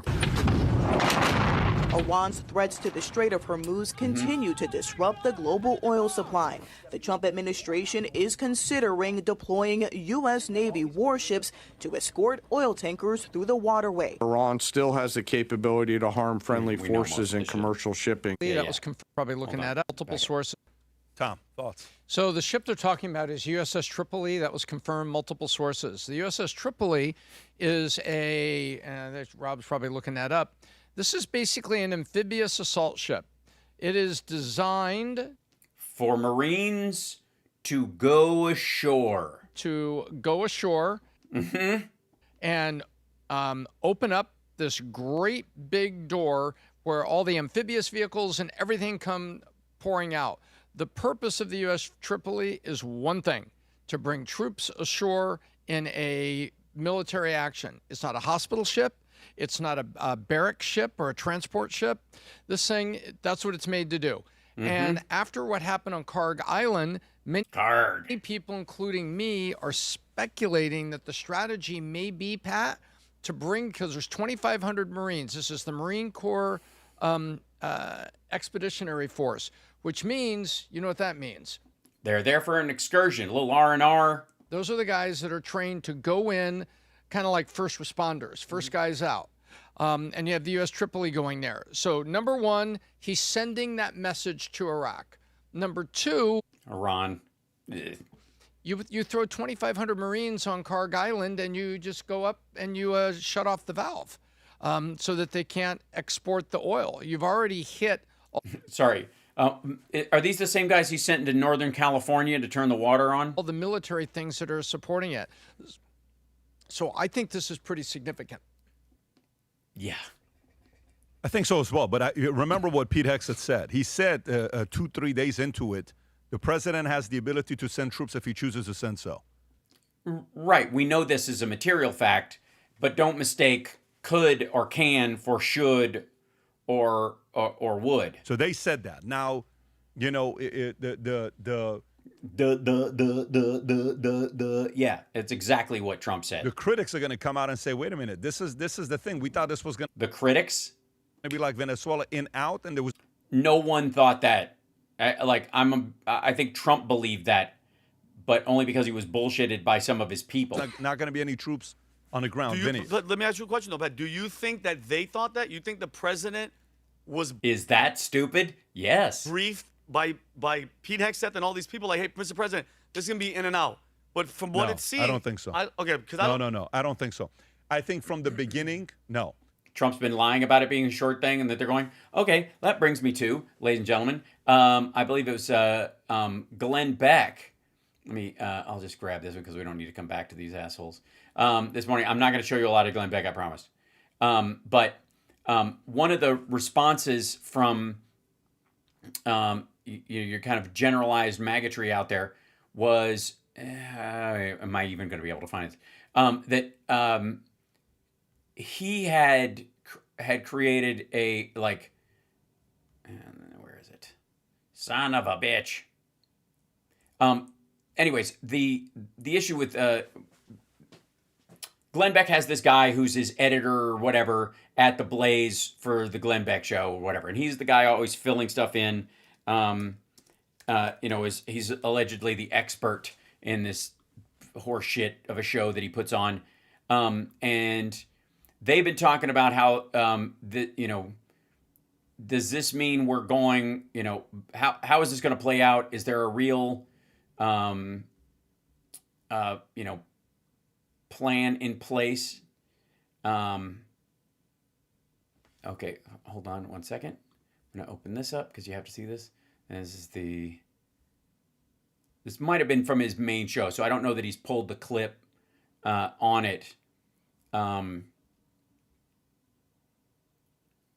What's really happening, blah, blah, blah. I will find this. Give me 1 second.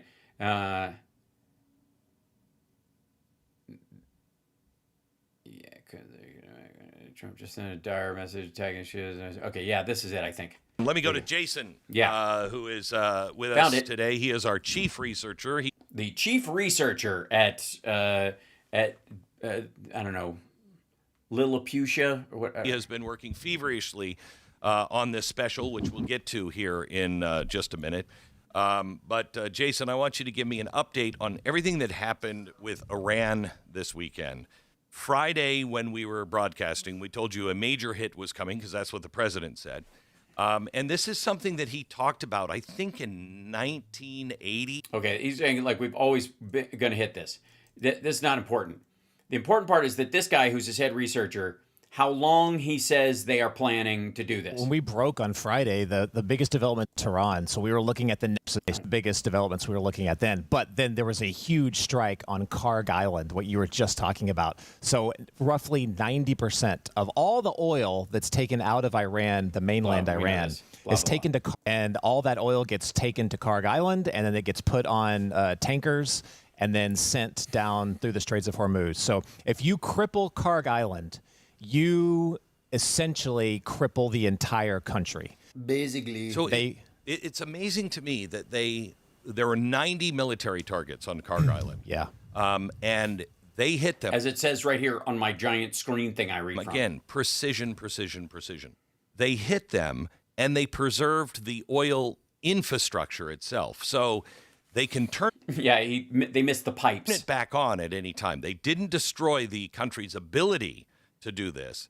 They just took away all of the military assets that they had on the island that was a threat to the Straits of So they can't defend it if we decided we want to destroy it later. Trump has already talked about they could hit it anytime they want. Hormuz. So I think it's fascinating to me that you breaking their military, immediately open up. So one, they have a lot of the mining operations that the IRGC has to mine and block the Straits of Hormuz. That's a lot of the targets that we hit. So their ability to project military power out through the Straits, that's what we hit. Off of Karg Island. There's still other places. But it also does another thing. It signals to the Iranian regime what we will do if they continue to try and close the Straits of Hormuz. Which is basically closed right now. There is a Marine Expeditionary Unit that is on its way to the Gulf, and that's a huge signal. So if you cannot defend Karg, you can still, as you just pointed out, you can still economically run your operations from Karg. The oil production has not been shut off, but you cannot defend it. Now, with the Marine Expeditionary Unit on its way, and Marine Expeditionary Units are basically an entire war on a few ships. I've been on a few of these going out towards right after September 11th for the Afghanistan war.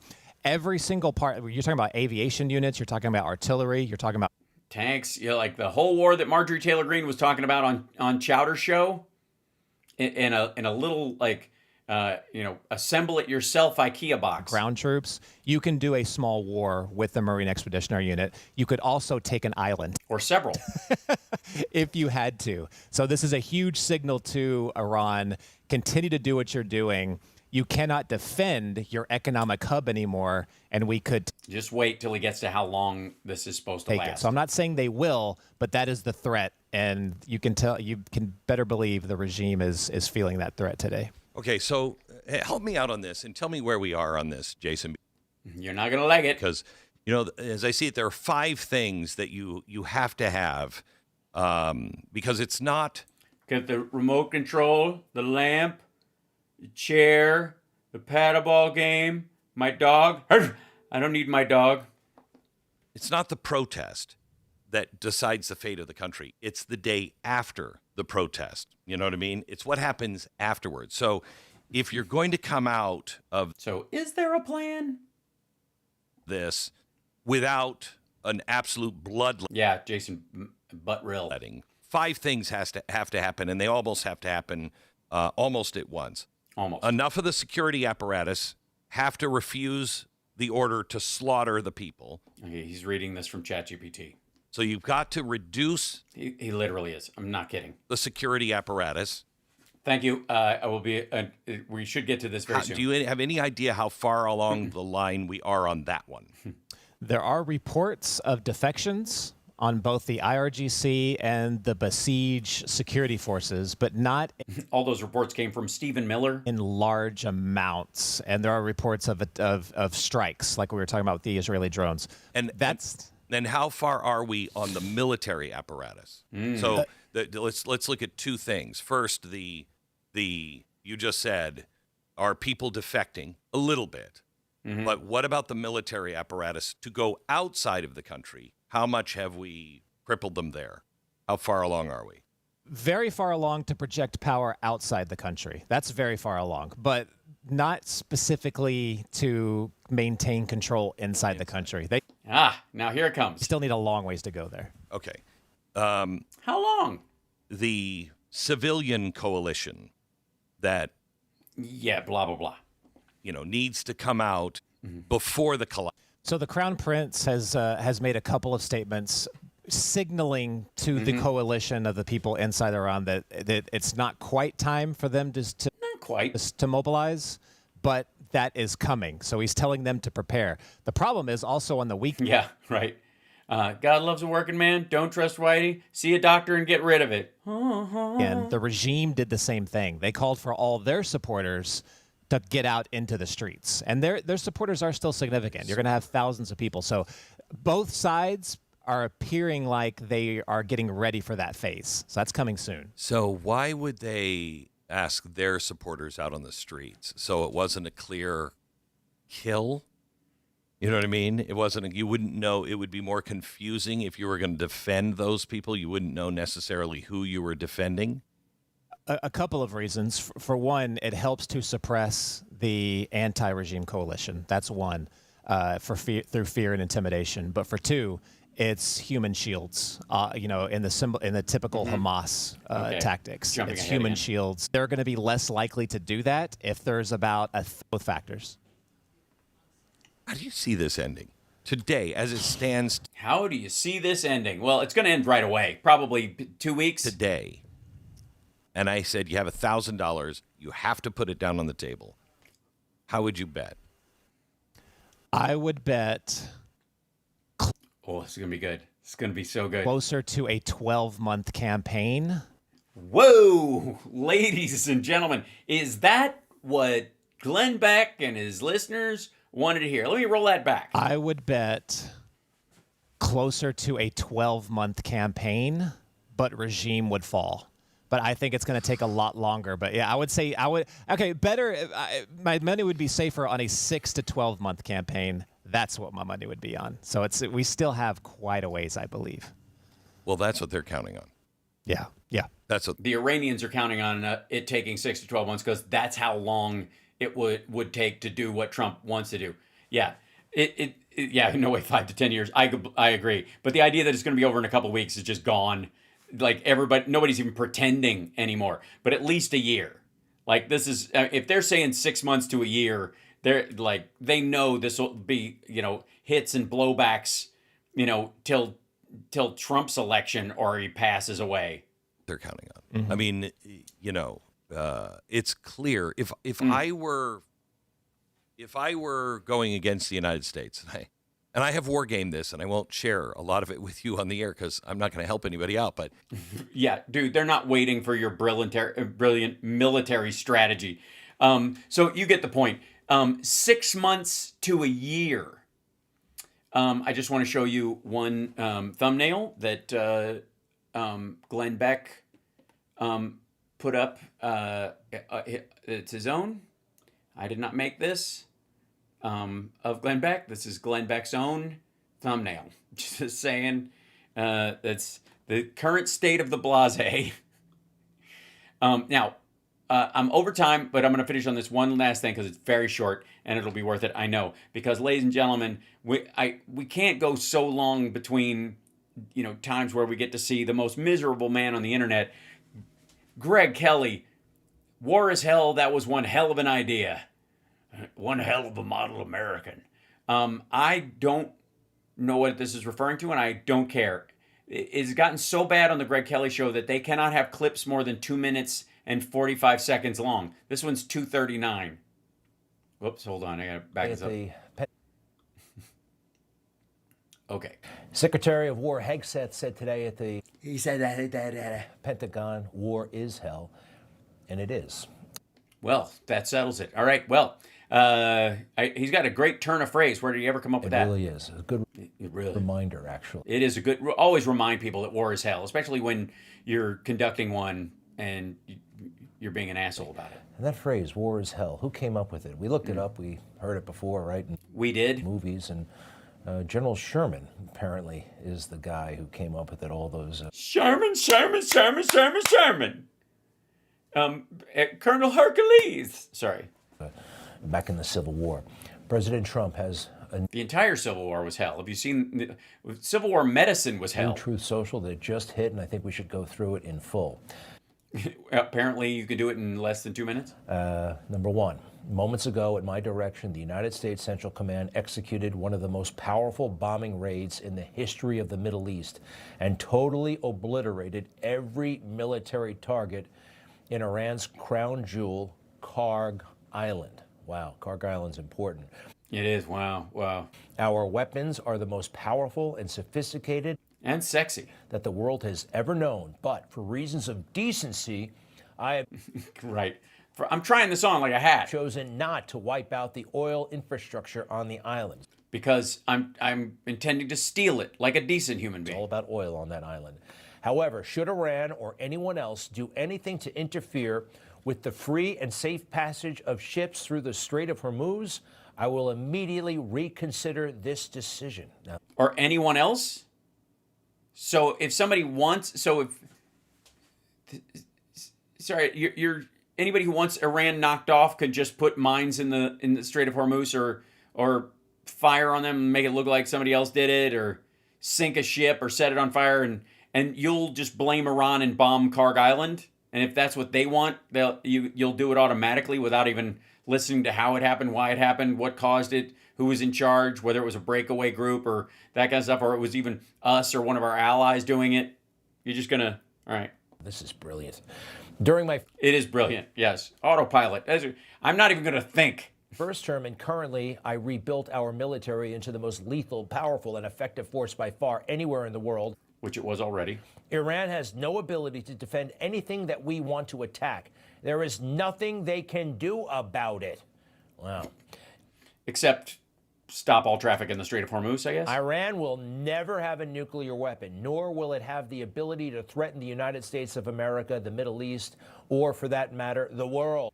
Except in terms of economic disaster and slowing down fuel and transit through the Strait of Hormuz. Iran's military and all others involved with this terrorist regime would be wise to lay down their arms and save what's left of their country, which isn't much. Right. So you might as well just keep on fighting, I guess.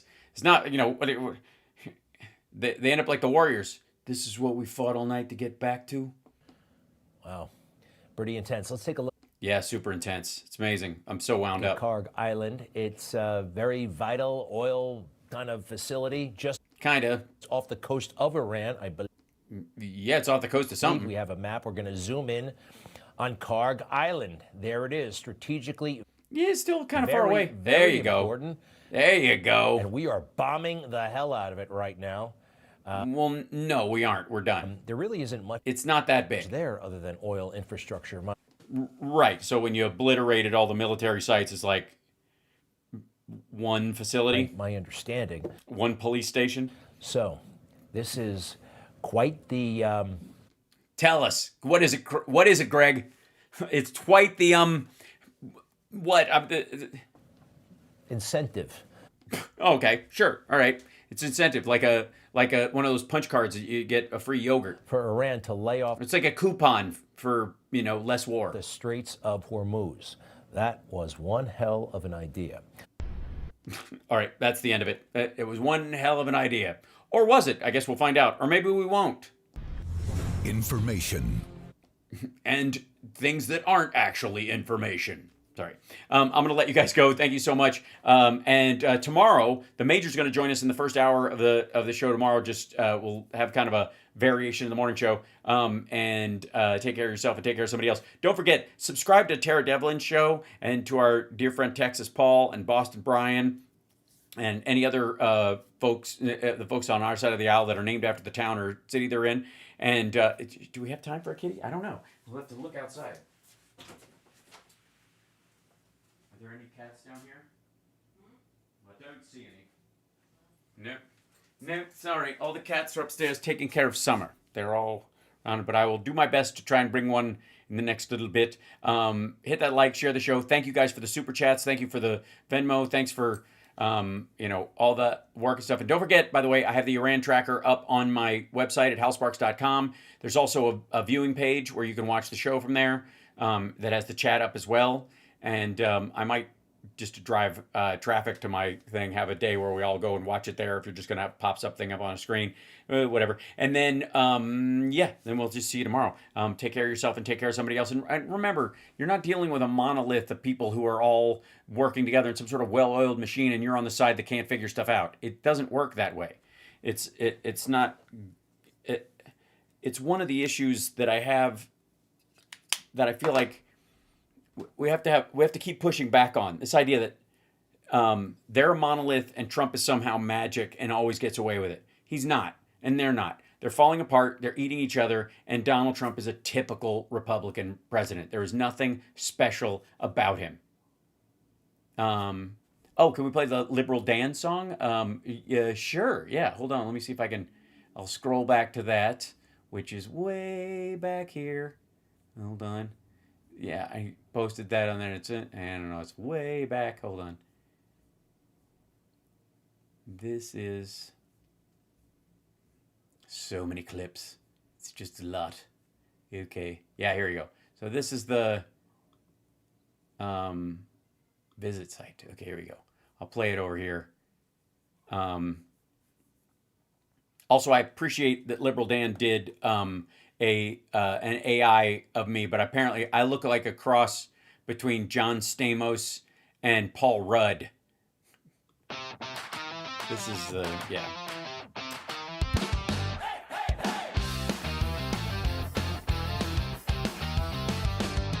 House Sparks running boy on the mic tonight, breaking down the chaos with humor and light. From Megaworldwide to the nerd hailing things, leading the charge in this live stream age. Welcome to the Sparkliverse tonight, where the smart talk lands and the jokes take flight. If the world's gone weird and absurd,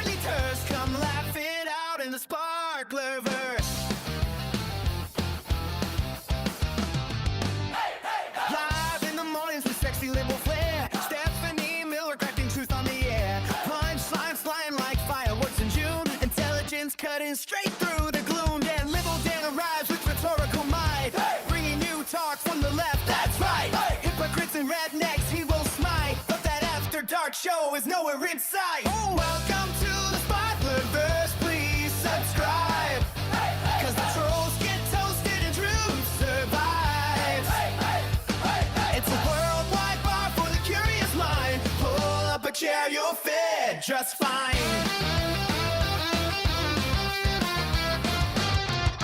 Boston Brian spitting facts wicked high. They're calling out nonsense right in the eye. If they take gate logic, can't back the car. Then he dunks on bad takes like a Sox all-star. Fill up in a bringing the world to view. Frontline updates straight from Ukraine to Rob Glenn, upping out of the digital sea. Talking AI and what it might be. Farron Dublin with the writer's eye so keen. Certain breaking news into a biting scene.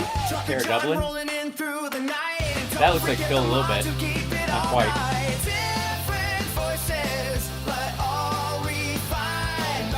Different hours, most of the time. United. There's some overlap. To the news, all cheered on by the Sparkler crew. Welcome to the Sparklerverse tonight, where curiosity keeps the lights on bright. Smash that like and come to converse. We're broadcasting live from the Sparklerverse.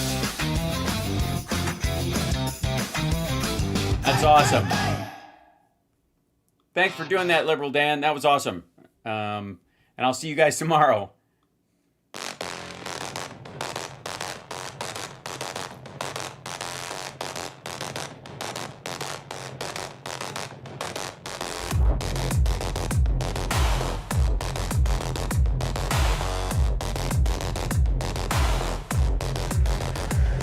The screen glows bright with a crooked smile. Words spill out, all venom, no style. Promises made, they rot in the air. A handshake, a lie, a blank, cold stare.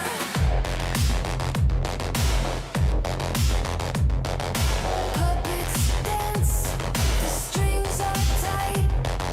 Shadows whisper in the dead of night. Groovy.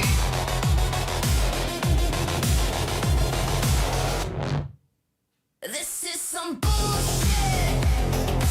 No. We see through it. Just follow the money. This is some bullshit. He's a genius, eh? Can't undo it. I love Leia.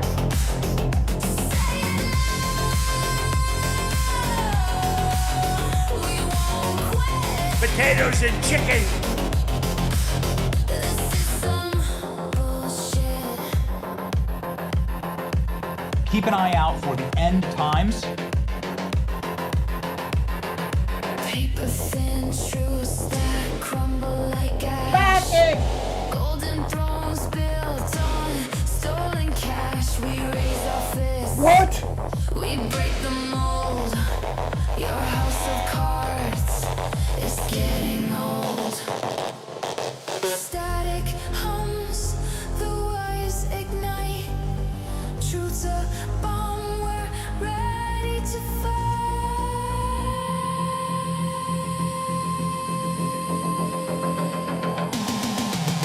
This is some bullshit. I like wood. Deeper and longer. We see through it. 5 eggs in a month. This is some bullshit. Wow. Can't undo it. Say it loud. We won't quit. This is some bullshit. We're going to be appointing very pro-crime judges. Michigan gave us Motan. Person, woman, man camera TV. That's better than a brick because you can't throw a brick, it's too heavy. Computer board. Potatoes and chicken. Tariffs! Salt water in their veins. Not good. When you ran out the healthy arms, you ran out of really healthy, they had great arms.